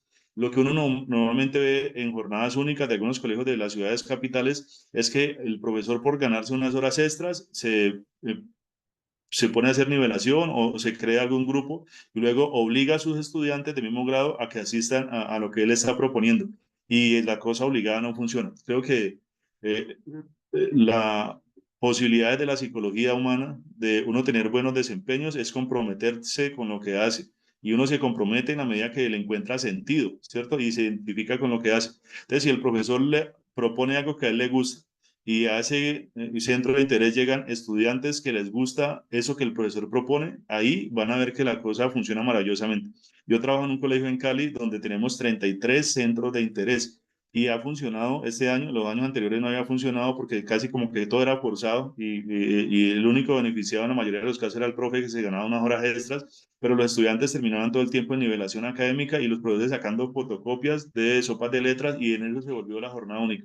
Ahora que se trabaja en centros de interés y el profesor está contento porque muestra su talento, los estudiantes que están con el profe, como les gusta lo que el profe hace y a ellos también, pues estamos teniendo unos resultados bastante interesantes. Y estos chicos que han sido como los más difíciles en la escuela, empiezan a encontrar como un sitio en la escuela donde son mirados, son reconocidos y sus comportamientos cambian. Así que creo que el tema de los centros de interés vale la pena, profe, que todos los maestros en Colombia lo revisen, lo piensen, si no es en contrajornada o en jornadas únicas, que los puedan implementar durante la misma jornada y van a ver que lo positivo que eso se vuelve. Nosotros tenemos 33 centros de interés y creo que eso ha sido el mayor acierto que hemos logrado tener para mejorar no solamente nosotros hablamos de habitancia, la convivencia en la escuela, sino también el mejor desempeño de los chicos. El hecho de que los chicos se sientan más comprometidos, que no se quieran ir de la escuela, ya es una ganancia para nosotros. Entonces creo que leer muy bien todo el tema de centros de interés, profe, es una obligación y estoy convencido de que en la prueba que nos van a hacer de pedagogía van a salir algunas preguntas que tengan que ver con este tema que es de pedagogía actual y es lo que aspira el nuevo gobierno. Otro elemento que no aparece aquí, pero lo voy a compartir, es la educación crece, ¿cierto? Hay un elemento que se ha vuelto indispensable tratar en la escuela y es el tema del manejo de las emociones. En el manejo de las emociones o la salud mental de los estudiantes, entonces aparece esta política de educación que crece, que la está liderando la Universidad de los Andes y Educapaz, pero también tiene que ver con una tercera línea de esta política pedagógica y es entonces educación integral, centros de interés y educación crece. Con la educación crece también va a aparecer en ese documento que los voy a socializar, van a tener la posibilidad de leer bastante, pero les voy a mandar un video también que creo que es mucho más claro, donde van a poder ustedes tener la posibilidad de pensar y de reconocer un poco la importancia de esta educación crece. Aquí finalmente lo dice. Educación crece, es una educación para la ciudadanía, para la reconciliación, una educación antirracista, que a veces nosotros hablamos, evitamos la discutir en la escuela el tema del racismo, una educación que propenda por el mejoramiento de lo socioemocional y para el cambio climático. Es decir, solamente esa educación crece, ya nos pone unas tareas muy grandes en la escuela, ¿cierto? Y todo eso está incluido ya en el plan de desarrollo de 2022-2026. Desconocer hoy este documento, profes, es ponernos a una distancia muy grande de los profes que lo conocen y nos va a poner en desventaja seguramente de algunas preguntas que nos puedan hacer al respecto. ¿Listo? Bueno, eso no lo vamos a hacer porque no tenemos tiempo acá. Lo vamos a avanzar rápidamente al segundo elemento de la sesión de hoy. Creo que un aspecto fundamental, profe, para que tengan en cuenta es el tema del uso de la evaluación para indagar sobre los obstáculos de los estudiantes y no para descalificar, ¿cierto? A veces, incluso cuando calificamos, calificamos mal, porque terminamos descalificando y considerando que los niños son la nota que sacan. Y definitivamente eso no puede suceder así. Entonces, simplemente desde algunos resultados de investigaciones que nosotros hemos realizado, les quiero mostrar la gran ventaja que ofrece hacer evaluaciones que se utilicen realmente para identificar las dificultades, para retroalimentar positivamente a los chicos. Entonces, lo que les quiero mostrar aquí es el resultado de una investigación que nosotros hicimos con niños de grado cuarto de primaria. Los profesores de cuarto estaban muy preocupados porque los estudiantes tenían rezago y pues pasa en toda Colombia y en América Latina. Son chicos que estaban en cuarto pero que no lograban atender o responder a las matemáticas del grado cuarto, sino que estaban por ahí de segundo o tercero. Cuando les aplicamos esta prueba, eran unas situaciones, problemas, ellos intentaron resolverlas y nosotros empezamos a notar algunas cosas. Los profesores, esa suma en particular, si usted ve esa suma, uno dice, pues 526 más 659, si el profesor ya ha hecho la respuesta por ahí para calificar, pues rápidamente se da cuenta que esto no da 11.715, ¿cierto? 500 más 600 no va a dar 11.000 por ninguna parte. Y entonces el profesor lo que hizo fue calificarles más. Es una investigación con 113 estudiantes y algunos de estudiantes tenían dificultades de ese tipo. Entonces uno dice 6 más 9, 15. Si ustedes revisan, ahí está el 15 completico. Entonces uno dice, bueno, hasta ahí va bien, pero ustedes, ¿qué pasó? ¿Por qué escribió el 15 completo? 5 más 2 da 7, ahí está el 7 completo, entonces dice, sumó, y 5 más 6 da 11. Es decir, que para el niño, cada número que escribió en la respuesta tiene un significado y un sentido para él. Es decir, él no siente que se equivocó, él siente que hizo bien la suma. Los que ya determinan si hubo errores en el algoritmo, en el proceso, pues es el maestro. Y es obligación del maestro y tratar de retroalimentar al chico para que él salga de este obstáculo. Y aquí quiero que nos detengamos para que piensen en esto. Una cosa es un error y otra es un obstáculo cognitivo. Un error es cuando uno sabe cómo hacerlo bien, ¿cierto? Y se equivoca. Entonces uno sabe que al café se le echa azúcar, pero ese día uno está distraído y como está distraído, entonces resulta que le echó pues sal. Entonces uno cometió un error, porque uno sí sabe cómo hacerlo bien, simplemente se equivocó. El tema de los obstáculos cognitivos es que uno está convencido que como lo está haciendo de la forma correcta. Entonces, a los niños les pasa mucho que creen que como aprendieron a sumar, ¿cierto? Normalmente cuando les ponen el algoritmo de la suma, ellos tienen ese tipo de obstáculos que les llevan acá. Entonces, 6 más 9, 15, la idea era que colocaba 5 y llevaba 1. Este uno debería llevarlo por ahí. Entonces, uno ve muchos de los profesores de que tenían los chicos les calificaban mal, pero no identificaban cuál era el obstáculo, ¿cierto? Ese chico en particular no sabía que, o no recordaba, o no lo hacía bien el algoritmo porque debía colocar el 5 y llevar 1, no lo hacía.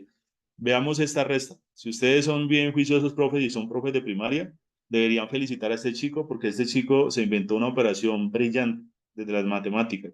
Cada número que está escrito ahí tiene un sentido magnífico, es decir, no colocó ningún número al azar ahí. Todos los números que tienen ahí son exactos. Es lo que hizo aquí como una distribución de la resta, pero Mauricio se inventó una operación. Pero el profesor apenas vio esto, le colocó malo. O sea, no había ninguna posibilidad ni siquiera de pensar por el niño. Y claro, es difícil uno tratar de entender cómo está pensando el niño. A veces uno no entiende ni cómo piensa uno, pero sentarse ya a comprender cuál es la lógica del niño es complicado. Entonces, si ustedes ven, él lo que hizo fue distribuir eso como si fuera una suma. 6 más 0, 6. O sea que este primero 6 es como la suma del 6 con el 0. Luego 6 más 2, 8. Luego 6 más 2, 8. Y lo mismo hizo con el 5. Lo distribuyó 5 más 0, 5. O sea que el 5 que está en la segunda fila es la suma del 5 más el 0. 5 más 2, 7. Ahí está el 7. 5 más 2, 7. Y luego hizo lo mismo con el 1. 1 más 0, 0. 1 más 2, 3. 1 más 3. Seguramente iba a ser una línea y iba a sumar eso, mejor dicho. Es decir, cada número que el niño colocó ahí tenía un sentido para él. Él no colocó ningún número al azar, ni fue que estaba distraído, ni que hizo cualquier cosa. No, para él tenía sentido. Para el profesor fue más fácil colocarle ojo o perdió que identificar cuál era el obstáculo que tenía el estudiante. Y con esa operación nos llamó mucho la atención y es lo que yo les decía, a veces si uno lograra que los chicos desarrollaran de manera su cálculo mental o agilidad mental, llegar a situaciones de matemáticas o de multiplicación sería mucho más sencillo de resolver, pero aquí los forzamos a ellos a que aprendan este algoritmo sin haber hecho cálculo mental correctamente. Entonces, 321 por 5, seguramente todos saben que eso da 1605.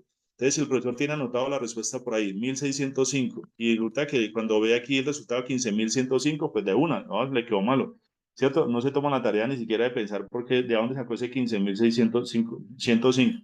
Entonces, aquí usted ven 5 por 1, 5, ahí está el 5, está bien, multiplica bien la tabla del 5. 5 por 2, 10, y lo que hizo es que colocó todo el 10 completico acá, o sea, se le olvidó llevar el 1, ¿cierto? Y 5 por 3, 15. O sea que uno dice, bueno, aquí hay un obstáculo que hay que resolver y se podría resolver fácilmente. Lo que les quiero decir es que el profesor, algunos profes no revisan dónde está el obstáculo, sino que lo que hacen directamente es colocar mal porque comparan la respuesta que está del niño con la que él tiene anotada en su respuesta. La misma operación, miren esa misma operación, ya sabemos que da 1605, pero a este niño le dio 6105, entonces de entrada le quedó mal. Pero cuando revisamos en qué se equivocó el niño, cuál es el obstáculo, uno dice 5 por 1, 5, ahí está el 5 bien, 5 por 2, 10, está el 0 y lleva 1, mire el 1 lo tiene arriba, ¿cierto? Y uno dice, va bien, ¿qué pasó acá? 5 por 3, 15 y 1, 16, y lo que hizo fue aquí una inversión lateral. En vez de colocar 16, se equivocó y colocó 61. ¿Por qué colocamos nosotros dislexia aquí? Porque necesitamos ver si se equivoca de manera frecuente, esa inversión lateral es demasiado frecuente, podría presentarse un caso de dislexia. Afortunadamente ese no fue el caso, pues hubo varias situaciones de inversión lateral, pero no de dislexia, entonces ahí identificamos, por ejemplo, este tipo de cuando dicen, ay, ¿cómo así? Uno desde las matemáticas y desde cualquier evaluación puede realizar estas cosas. Pues sí, profe, hacer uso de la evaluación como un instrumento no para descalificar, sino para que el chico avance, debe ser el ideal de la evaluación. 5 por 1 a 5, miren ese resultado que es bien interesante. 5, ahí está bien el 5, 5 por 2, 10, 0. Miren el 0 acá abajo y lleva 1, miren el 1 por acá arriba. Entonces uno dice 5 por 3, 15. ¿Y de dónde sacó el 20? ¿De dónde salía ese 20? Es una cosa bien extraña. Entonces lo que le hizo el niño fue, llevaba 1 y sumó de 1 al 3 con el 1. Que arriba hizo la suma directamente acá arriba, entonces se lo volvió un 4. Entonces digo 5 por 1 a 4 y le dio el 4 acá. Entonces ahí tiene entonces ese resultado que pareciera. Y ahí van a ver entonces varias situaciones, 5 por 1 a 5, 5 por 2, 10. En este caso en particular, van a ver que aquí daba 10 y él colocó el 1 y llevaba 0. Mire el obstáculo que tenía este niño. 5 por 2, 10. Entonces colocó el 1 y llevaba 0. Entonces, como llevaba 0, no lleva nada. 5 por 3, 15. Y aquí entonces logramos ver cuál era el obstáculo del estudiante. Y cuando vimos también estos mismos chicos, encontramos que tenían pues, las mismas dificultades para el tema de la escritura. Lo que les quiero decir, básicamente, profe, es que cuando un niño tiene este tipo de obstáculos, si no logramos identificar el obstáculo y ayudarlo a salir del obstáculo, difícilmente el niño va a mejorar su desempeño. Hicimos esta misma prueba con los chicos de sexto y encontramos los mismos obstáculos. Lo hicimos con algunos chicos de 11 y encontramos los mismos obstáculos. Quiere decir que los obstáculos que no se corrigen a tiempo los van a acompañar a ellos hasta el final. Así que pues, la invitación básicamente es a que hagan uso de la evaluación como un instrumento de identificación de obstáculos, de retroalimentación positiva y no como medios para descalificar a los estudiantes. Creo que eso es de lo que se trata hoy. Y en la medida de que el aprendizaje sea situado, las situaciones que le propongan a los estudiantes sean auténticas y las evaluaciones correspondan con eso que le están enseñando, o sea, que sean evaluaciones auténticas de sus situaciones cotidianas, seguramente los desempeños van a ser mucho mejor y eso es lo que está pidiendo hoy la nueva pedagogía. La nueva pedagogía hoy está diciendo a gritos, abandonen por favor la fragmentación y traten de buscar la interdisciplinariedad o la integración. Es tratar de buscar relaciones entre mi asignatura y las demás asignaturas. Entonces, profe, el tema del trabajo colaborativo es un tema fundamental acá. Entonces, vámonos entonces con la prueba de pedagogía para que no nos vamos a quedar solamente en reflexión y reflexión pedagógica, sino que podamos avanzar un poco. Como ustedes ven acá, y les decía, el tema de cuando son preguntas propiamente de pedagogía, lo que encontramos es que tienen mucho texto, ¿cierto? Y ahí es donde yo le digo que hay que tener la habilidad entonces para poder leer de manera atenta, comprender lo que se lee y finalmente poder responder sin tener que hacer varias lecturas, es decir, retener. La didáctica como disciplina científica es un componente que cada vez cobra más importancia en los programas de formación de docentes. Hasta ahí no está diciendo nada así como relevante. Debido a que es un fundamento de su conocimiento profesional, en su propósito por constituir conceptos y metodologías que vislumbren la problemática de cómo enseñar para aprender, la didáctica ha hecho aportes relevantes en el campo de la educación. Por lo anterior, mire todo el contexto. Ahora viene la situación que nos proponen. Por lo anterior, afirmar que la didáctica de una disciplina se constituye en un aporte a la labor docente implica que A. El profesor mejore progresivamente sus técnicas de enseñanza. B. Los estudiantes se interesen por aprobar el examen escrito. C. El profesor facilite el desarrollo cognitivo de los estudiantes. Y D. Los estudiantes se interesen por descubrir nuevas explicaciones. Entonces aquí lo que hacemos, profe, es para que ustedes puedan responder, igual en el chat, los que quieran colocar cuál de esas opciones consideran que es la correcta, pues veamos algunas posibles respuestas. Reinelia dice que la C. ¿Quién más se atreve a escribirnos por ahí? Cristóbal dice que la C. Johnny dice que la C. Livia dice que la C. Andrea dice que la C y por ahí se nos fueron todos. Bueno, Ninfa dice que la D. Muy bien. Ana Yive dice que la C. Elizabeth dice que la A, bueno, ahí estamos ya. Eh, Marta dice que está entre la C y la D. Lai dice que la A. María Cabeza dice que la A. Carmen Hernández que la A. Bueno, ahí nos dividimos entre la C, la A y la... Bueno, la A y la C creo que son las que están ahí. María Chamorro dice que la A y creo que sí, ahí nos estamos dispensándonos en la opción. Hilda dice que la C, creo que la mayoría están entre la C y la A. Creo que ahí hay una buena lectura de la pregunta. Entonces, profes, ojo con lo que les voy a decir, para que a ver si estamos de acuerdo. Creo que aquí es bien importante justificar bien la respuesta para que ustedes piensen en eso. La didáctica, les decía, nosotros, y como no hemos tenido la posibilidad de ver cuáles son los 12 estándares de desempeño docente completos, ¿cierto? El espacio no nos dio, ya no nos dio. Les decía, uno de los estándares de desempeño de los profesores es garantizar que los estudiantes aprendan.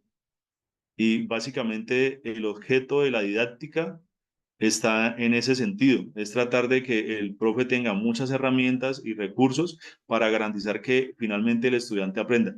No es para que el profe tenga más técnica ni para que el profesor sepa más, porque eso le sirve a uno pues para diseñar y planear mejor las clases. Pero lo estamos diciendo, hay profes que planean muy bien sus clases, ¿cierto? Aparentemente son muy buenos profes, pero no garantizan que los estudiantes aprendan. El objetivo de la didáctica es que los estudiantes aprendan. Entonces, en este caso, es por supuesto que la didáctica permite que el profesor mejore progresivamente sus técnicas de enseñanza, sí, pero su finalidad en última de la didáctica es que el profesor facilite el desarrollo cognitivo de los estudiantes, es decir, que ellos aprendan. Entonces, la respuesta correcta en ese caso es la C, ¿listo? Entonces, piensen siempre en eso. El, un estándar de desempeño que determina que un maestro es ejemplar es cuando en su práctica garantiza que ojalá todos, si no todos, la mayoría aprendan. Porque cuando la mayoría de los chicos pierden lo que yo enseño, el que tiene que revisarse es el profe, no los estudiantes, ¿cierto? Creo que eso es una lógica que hemos utilizado siempre ahí.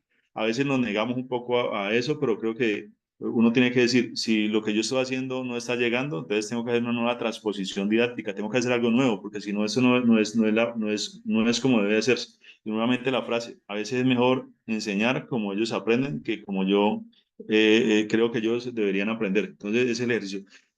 Profes, entonces ahí esa es la razón por la cual esa es la respuesta correcta. Veamos esta. Teniendo en cuenta que los límites entre las disciplinas son cada vez más tenues, las competencias transversales están adquiriendo mayor presencia y valor en los procesos de formación integral.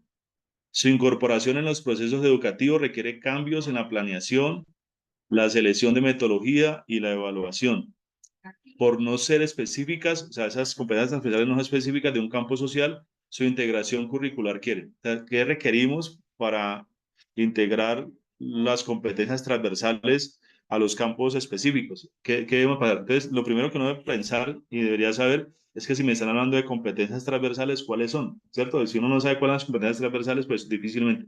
En esta pregunta pienso yo que hay una debilidad y es que suponen que el profesor ya sabe cuáles son las competencias transversales. Entonces yo hice aquí, van a ver con eléctrica como un vino tinto moradita, coloqué cuáles son las competencias transversales hoy. Leer, pero leer no es de codificar símbolos. Leer, cuando hablamos de leer como competencia transversal, tiene que ver con comprender, analizar, sintetizar, describir e interpretar información. O sea, todo eso es lo que nosotros llamamos leer como una competencia transversal. O sea, que realmente decimos leer, pero son muchas cosas a la vez. Otra competencia transversal es la capacidad de formular hipótesis, ¿cierto?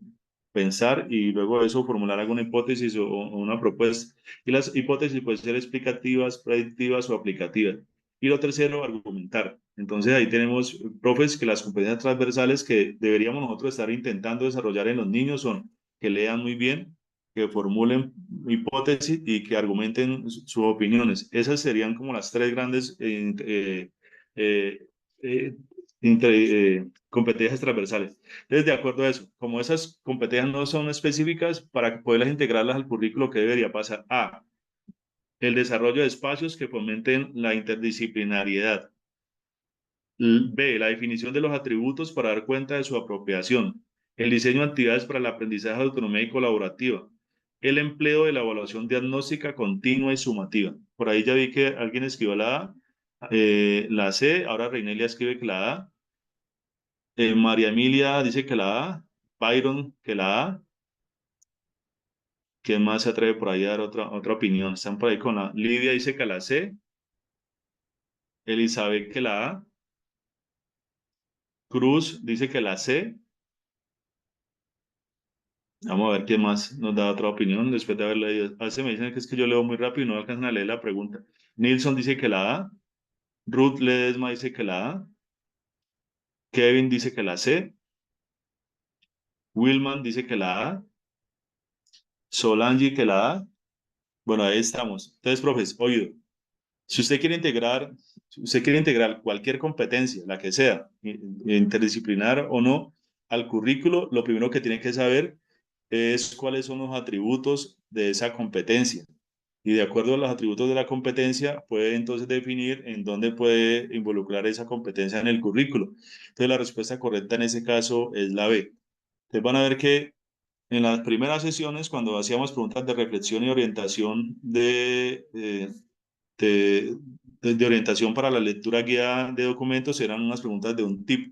Y ese tipo de preguntas es un poco de mayor análisis, ¿listo? Entonces, para poder incluir cualquier competencia en el currículo, primero lo que tenemos que es conocer los atributos de esa competencia, pues para saber en dónde podemos incluirla, ¿listo? Entonces, esa sería la respuesta correcta acá. Esta, en virtud de la autonomía que otorga la ley 115 del 94, para la definición de los planes de estudio, una institución educativa, yo termino por acá, hay gente todavía en sala, qué pena. Una institución educativa decide actualizar la secuencia de enseñanza de una de las áreas fundamentales y obligatoria para todos los grados de los niveles de la educación básica y media. Él quiere actualizar la secuencia de enseñanza de esa área. Para el logro de este propósito se requiere relacionar.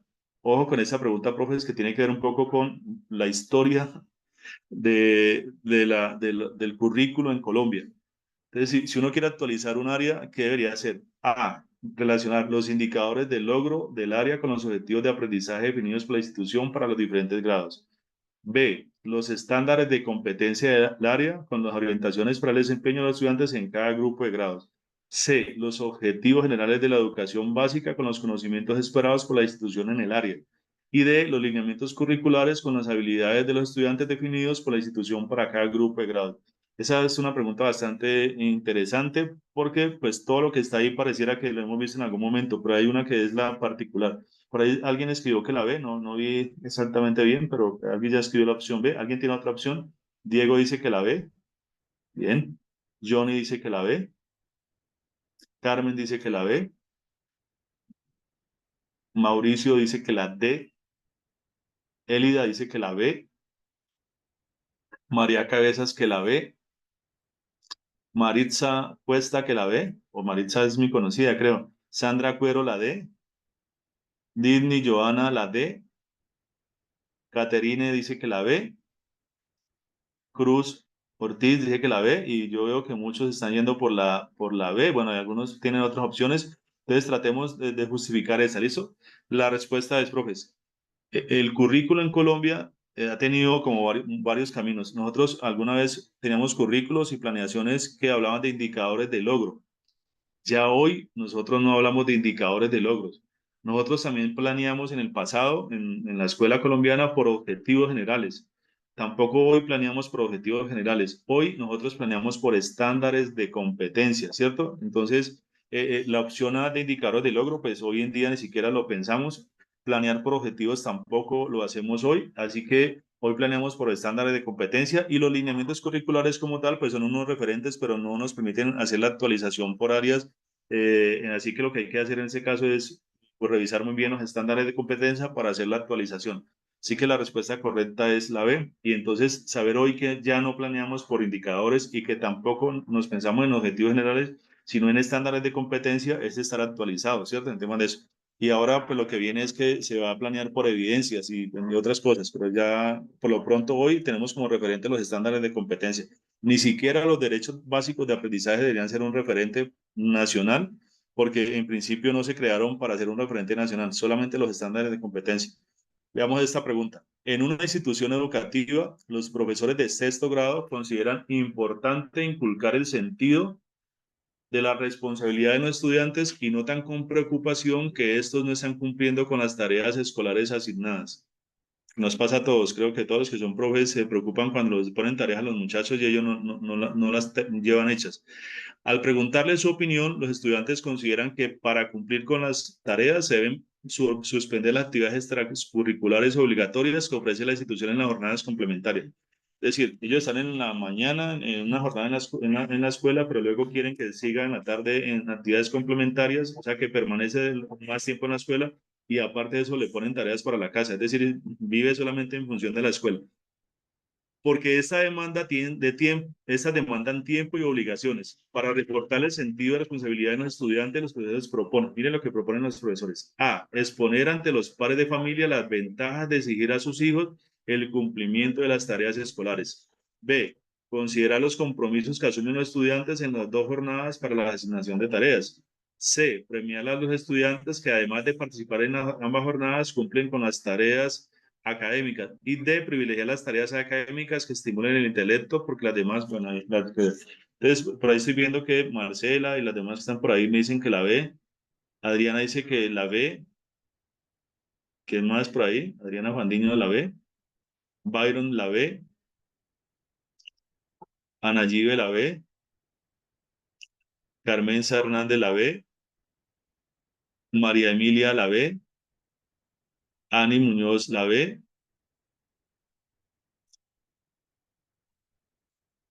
y Kevin Chalá la B, Sandra Cuero la C. Bueno, ahí Sandra se nos fue, Cristóbal la B. En general uno ve que lo que la mayoría, el consenso está en que la B. Efectivamente, eh, si uno ve que los estudiantes no responden a las tareas que les proponemos, hay que buscar cuáles son las causas. Si ya sabemos que la causa es que los estudiantes no tienen el tiempo, pues sería muy complicado seguir forzándolos a hacer tareas. Entonces, creo que una reflexión necesaria y creo que la que más conveniente es que los profesores realmente consideren los compromisos que los estudiantes tienen en las 2 jornadas y de esa manera pues se pongan de acuerdo para la asignación de tareas. Así que la respuesta correcta es la B y creo que la mayoría de ustedes acertaron en esta respuesta y tiene que ver un poquito con el ejercicio de la empatía, ¿cierto? Del profesor, porque decir, no, de malas si ustedes están en las 2 jornadas y no cumplen, póngale más tareas. O si le mandan tareas a un niño y siempre no las trae y le sigo poniendo tareas, es simplemente justificar o seguir justificando o garantizando que el niño pierda. Yo creo que si el niño lleva tareas a la casa y no tiene quien le colabore y viene sin tareas, pues seguir en la misma dinámica de evaluación, pues el que está equivocado es el profesor, hay que buscar otras estrategias. Mire, este tipo de preguntas les decía a ustedes que tengan, ojalá vayan muy tranquilos el día del examen, supremamente relajados, avancen en estos días en temas de lectura, de control, de atención, de concentración, porque eso les va a servir mucho el día del examen, sobre todo porque 180 preguntas cargadas de información, pues va a llegar el momento en que el cansancio posiblemente lo agote a uno. Entonces ahí leer y tener la atención y la capacidad de retener información va a ser la gran diferencia, profe. Una institución educativa que acoge a estudiantes provenientes de los estratos socioeconómicos 1 y 2 ha definido su misión en los siguientes términos. Y vamos a ver la misión de este colegio. Ay, por acá es que no hay gente en cola y nos da pena. Nuestra institución busca mediante procesos pedagógicos y didácticos acercar a los estudiantes a la producción de la ciencia y la cultura que considera valiosos para hacer de ellos hombres y mujeres de su tiempo, sujetos autónomos, ciudadanos, con capacidad de crítica y autocrítica, que desde sus diferencias culturales y cognitivas sean capaces de enfrentar creativamente, ojo, las problemáticas de su entorno, derivadas de una sociedad en tensión y en constante cambio. Fortalezas que les permitirán desempeñarse en sociedad bajo parámetros de civilidad y de acuerdo con valores universales de convivencia ciudadanía.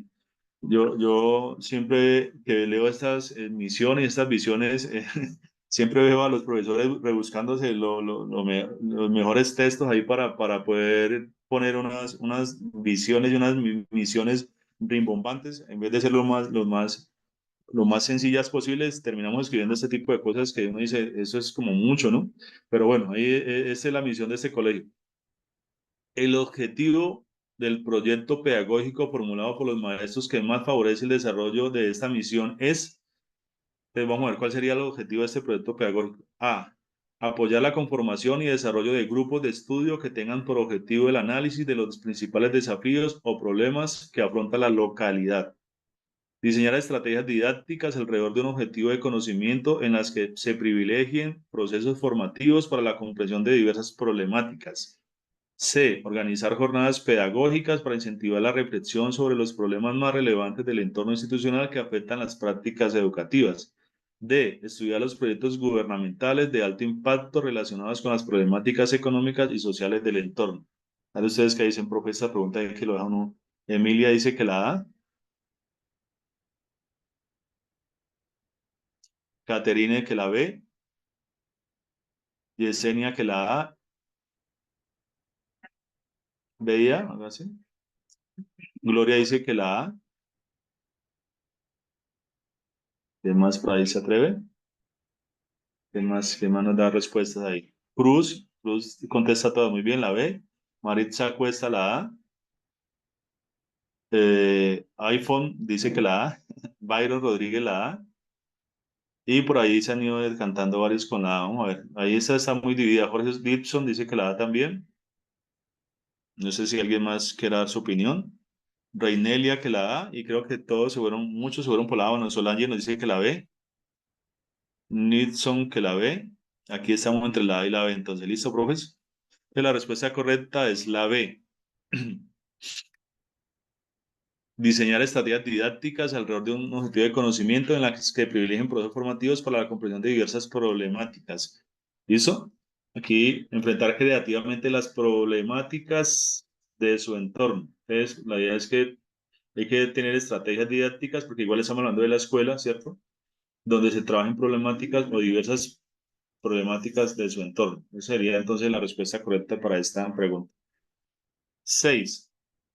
Favorecer la formación de los estudiantes es una de las responsabilidades de todo profesor. Estándar de desempeño de los profes, favorecer la formación de los estudiantes es una de las responsabilidades de todo profesor. Y para ello debe llevar a cabo una serie de acciones en las escuelas, se tenga en cuenta el carácter educable de los estudiantes. Ojo, un profesor desea implementar en su clase una serie de actividades que contribuyan a la formación de sus estudiantes. Una característica sustancial de esas actividades es que sean A. Entonces, ¿cuáles son las características de las actividades que los profes deben proponer para educar a los estudiantes? A. Dinámicas a fin de motivar a los estudiantes para que concedan relevancia al aprendizaje de contenidos. ¿Hoy será que estamos hablando de contenidos? B. Cortas, o sea, que las actividades sean cortas para mantener el interés de todos los estudiantes sobre un tema de estudio que afecta a la comunidad. C. Próximas, o sea, cercanas al contexto cultural y social de los estudiantes para integrar el ámbito escolar. Y D. Coherentes con los objetivos procedimentales del área de estudio para articularlas con los estándares de competencias ciudadanas. Profes, ¿ustedes qué piensan ahí? En esa. Mauricio dice que la C. Mafe que la C. Nilson Antonio que la C. Y ahí van por la C. Gloria que la C también. Andrea la C. Linda Isabel la C. Hilda María la D. Clara la C. Belki la C. Y vamos, bueno, ahí la mayoría se va por la C, pero ahí hay otros que van por la D. Listo, creo que ahí vamos bien. Johnny dice que la D. Levi que la D. Guillermo Mesa que la D. Reina que la D. Matilde la D. Uy, ahí estamos ahí entre la C y la D. Sandra Cuero la D. Ahí se nos dividió la respuesta. Byron Rodríguez que la D. Y entonces veamos cuál sería la respuesta correcta, profe. La respuesta correcta de la C es que las actividades propuestas para los chicos sean cercanas a su contexto cultural para poderla integrar al ámbito escolar. Lo que yo les decía, si el chico está recogiendo monedas en el semáforo, ¿cierto? Está haciendo cuentas de mandados por su casa y no logramos coger esas actividades que son cercanas al estudiante para integrarlas a lo que hacemos en la escuela, pues lo que va a pasar es que vamos a seguir fomentando esto de que el estudiante en la vida en matemática es 10, pero en la escuela es 0. Entonces, aquí creo que da un poco el ejemplo, cae el anillo como anillo al dedo, y es que ojalá que esas situaciones que son cercanas al contexto cultural de los estudiantes, las podamos aprovechar en el ámbito escolar. Y básicamente esa es como la justificación para esta respuesta. Una institución educativa utiliza de manera sistemática los resultados de la evaluación de los estudiantes para proponer actividades que mejoren su aprendizaje. Para esto, al finalizar el tercer bimestre, los profesores de todas las materias tienen una reunión por grado en la que analizan las notas bimestrales de cada uno de los estudiantes y las posibles causas en los casos de bajos resultados. Esta práctica favorece a, creo que es lo que hacemos siempre en el CACE, ¿no? Entonces, siempre hay una reunión cuando se acaba cada periodo, se revisa a través de la Comisión de Evaluación y Promoción qué está pasando y ver cuáles son las causas de los bajos resultados. ¿Por qué eso que hace la Comisión de Evaluación y Promoción es importante? A, el aprendizaje de los estudiantes, favorece el aprendizaje de los estudiantes, pues permite que cada profesor conozca a sus estudiantes de una manera más holística. B, favorece el aprendizaje de los estudiantes porque permite que los profesores detecten tendencias en los resultados. C. Conocer los procesos seguidos por los estudiantes para identificar las características de sus concepciones alternativas. Y D. Conocer los resultados de los estudiantes para determinar los instrumentos por emplear en las pruebas de recuperación. ¿Cuál creen ustedes que sería el sentido de esta comisión? Y conocer las posibles causas de los bajos resultados de los estudiantes. ¿Eso qué favorece? Marcela dice que la B, Diego que la A, Livia dice que la D, Byron que la A, Caterine la D, Maritza la D, Matilde, perdón, la D, Belki la A, Mafe la D, por ahí veo unas por ahí abajo, Magil la C, qué bueno que todavía se están mostrando todos, Sandra Cuero la D, Mercy Angulo la D, ¿qué más? Ahí quedamos, Linda Isabel la D, Gloria la D, ¿ven? Se están yendo por la D, qué bueno, Lais la D, Cielo la D, y entonces veamos cuál sería la respuesta, Cristóbal la D. Profe, la respuesta correcta es la C. Cuando uno conoce los procesos seguidos por los estudiantes para identificar las características de sus condiciones alternativas, estamos hablando un poco del tema de conocer cuáles son sus obstáculos, ¿cierto? Y cuando uno conoce los obstáculos que tienen los chicos para aprender, pues lo que busca entonces es favorecer otros procesos que le permitan salir de esos obstáculos. Entonces, conocerlo, porque es importante conocer las causas de los bajos resultados de los estudiantes, porque cuando uno conoce esas causas, pues puede identificar, puede conocer procesos que siguen los estudiantes, lo que yo les decía, a veces uno no sabe por qué el chico le dio mal, pero conocer qué proceso siguió el estudiante, cuál es su lógica, le va a permitir a uno también de alguna manera identificar cuál es el camino para sacarlo de esa lógica que el chico tiene ahí. Entonces aquí tiene que ver mucho con el tema de los obstáculos cognitivos de los que hablábamos ahora hace un rato. Un profesor de español va a trabajar una unidad sobre poesía y requiere que sus estudiantes aprendan sobre aspectos formales de la poesía, propósito del género, significado de las figuras literarias utilizadas. El mejor ejercicio de evaluación coherente con los objetivos sería. Entonces aquí creo que es una pregunta para un docente de aula, específicamente de español, pero entonces intentemos darle sentido nosotros, ¿cierto? El profesor de español va a trabajar una unidad sobre poesía y quiere que sus estudiantes aprendan sobre aspectos formales de la poesía, propósito del género, significado de las figuras literarias utilizadas y cuál es el mejor ejercicio de evaluación, que sea coherente con los objetivos. A. Desarrollar una prueba con poemas que permite identificar y clasificar diferentes figuras literarias. B. Contrastar un poema y un ensayo dando cuenta de las figuras literarias, la estructura y los propósitos. C. Comparar dos poemas para identificar y describir la estructura de versos, estrofas y ritmos. D. Escribir un poema con figuras literarias y explicar su propósito mediante un dibujo. ¿Cuáles creen ustedes que sería ahí la respuesta correcta? Caterina dice que la D. Andrea que la D. Milady la D. Belki la D. Marcela la A. María Emilia la D. Adriana Fandiño la C. ¿Qué más por ahí? Mafe la D. Mafe la D. Ahí se quedaron. Sandra la D. Ahí están los profes de lenguaje ahí. Solange la B. Yesenia la D. Marta Lucía la B. Ninfa la B. Nilson la D. Y bueno, voy a dejar ahí para poder dar la respuesta aquí. La respuesta correcta es la B.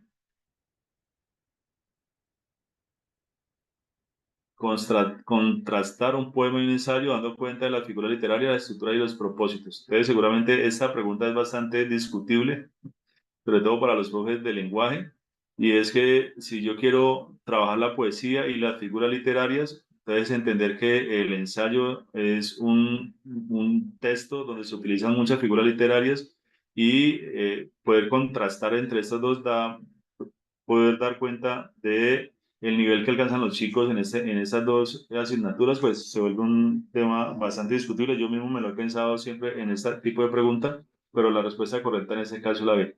Voy a cerrar esta presentación porque no quiero que nos quedemos solamente en lo pedagógico, sino que quiero que vean otro tipo de preguntas que posiblemente van a salir, profes, para que ustedes los tengan en cuenta, para que no crean que todas van a ser de este estilo. Vean por favor esta parte.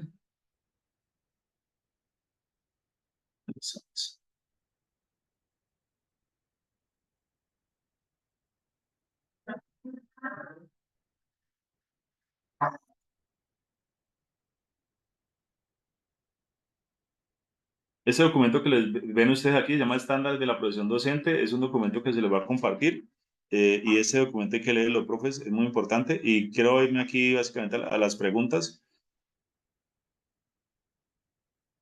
que creo que son importantes que tengan en cuenta, que no todas son. Ese es un simulacro sobre el, la atención con la discapacidad, 1421, y entonces miren algunas preguntas que creo que van a ser muy importantes que tengan en cuenta acá, que no todas son como las de pedagogía, que son tan extensas, son varias. ¿Cuánto sabemos de educación inclusiva? Voy a hacer solamente 3 preguntas acá para que vean que no todas las preguntas son así tan grandes como las de pedagogía, sino que de acuerdo a lo que se esté evaluando, se envían preguntas de reflexión, de conocimiento o de situaciones de caso. ¿Cuál es el rol principal de los estudiantes en el proceso de inclusión? A. Asistir a clases regularmente. O sea, los chicos con discapacidad, ¿cuál sería su rol ahí para poder apoyarlos? Asistir a clases regularmente.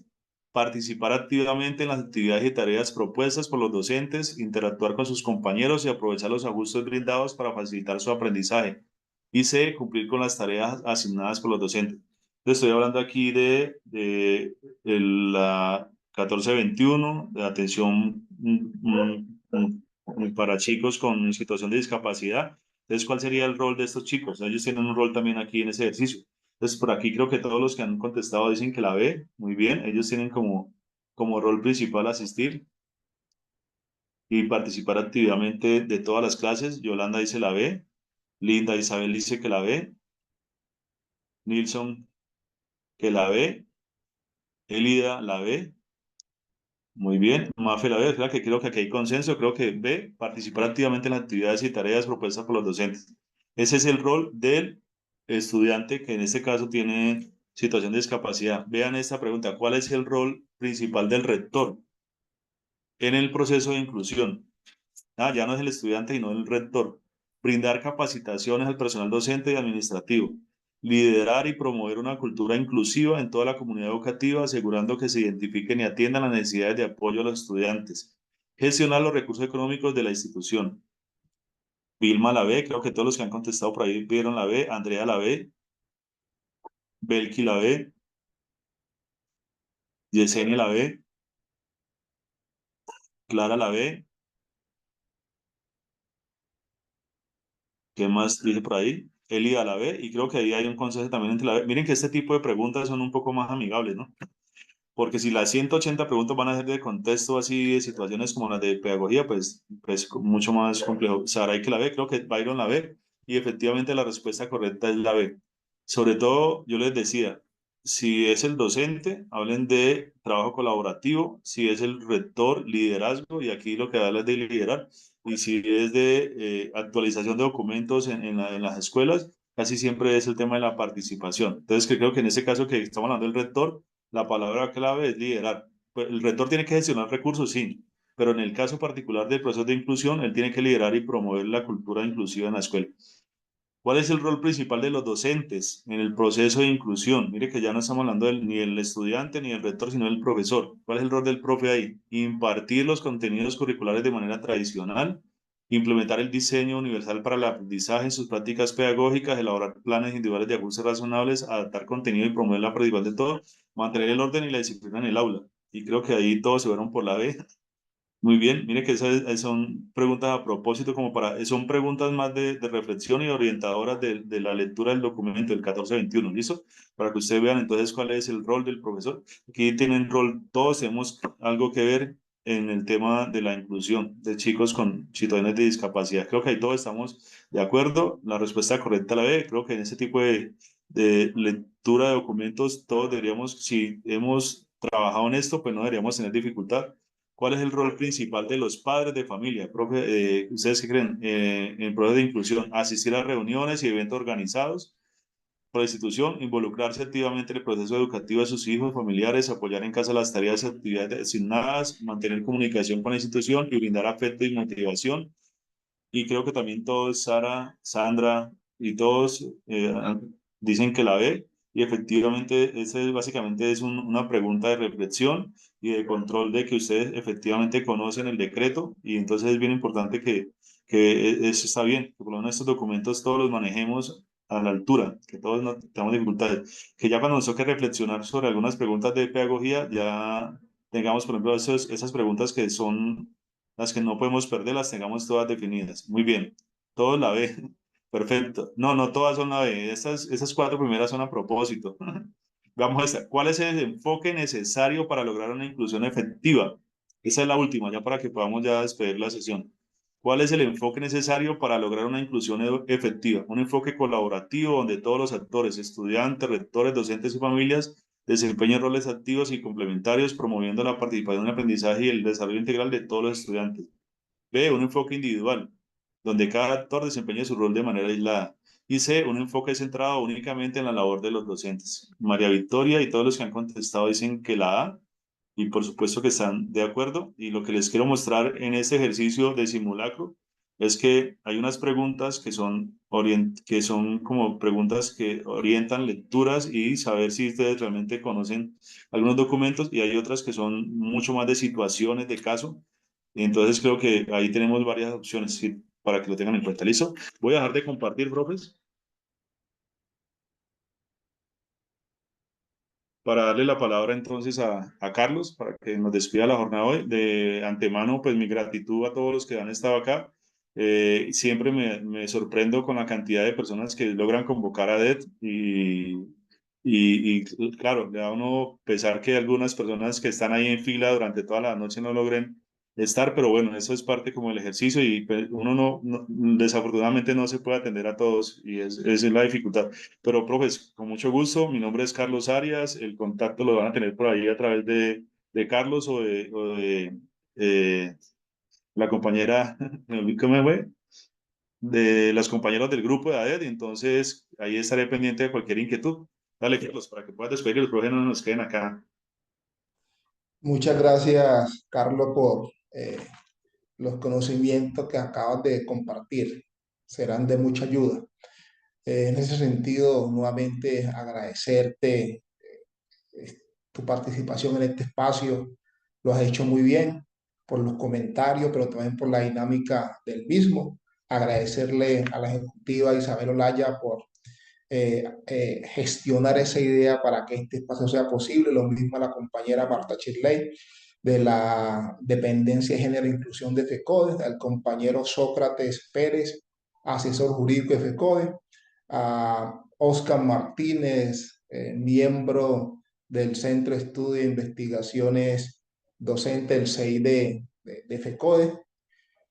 Así que también les agradezco a los profes que nos acompañaron en estas 4 sesiones, inclusive la asistencia fue masiva de muchos departamentos, de Antioquia, de Chocó, del Valle del Cauca, de Putumayo, bueno, de muchos departamentos, así que muchas gracias. Eh, la idea es que nos sigamos comunicando a través del grupo de WhatsApp que tenemos instituido. El grupo está cerrado. En el día de mañana lo habilitaré justamente para que hagamos las preguntas concretas que tengan que ver con el concurso de ascenso y reubicación. Y esto sí, por favor, que quede claro, únicamente preguntas que tengan que ver con el concurso y preguntas que sean muy pertinentes. Esto para que ese espacio sea muy razonable y pueda seguir la finalidad con que se creó. Por allí entonces compartiré todos estos documentos que Carlos nos ha mostrado, las presentaciones que se han hecho en las 4 sesiones, pero también los videos, es decir, la grabación de las 4 sesiones y otros materiales para que sigamos estudiando. Espero este espacio, pensar en estas 4 sesiones, les tributo a ustedes en la prueba que van a presentar. Así que muchos éxitos y ojalá todos pasen. Tengan todo feliz noche y un abrazo desde la distancia.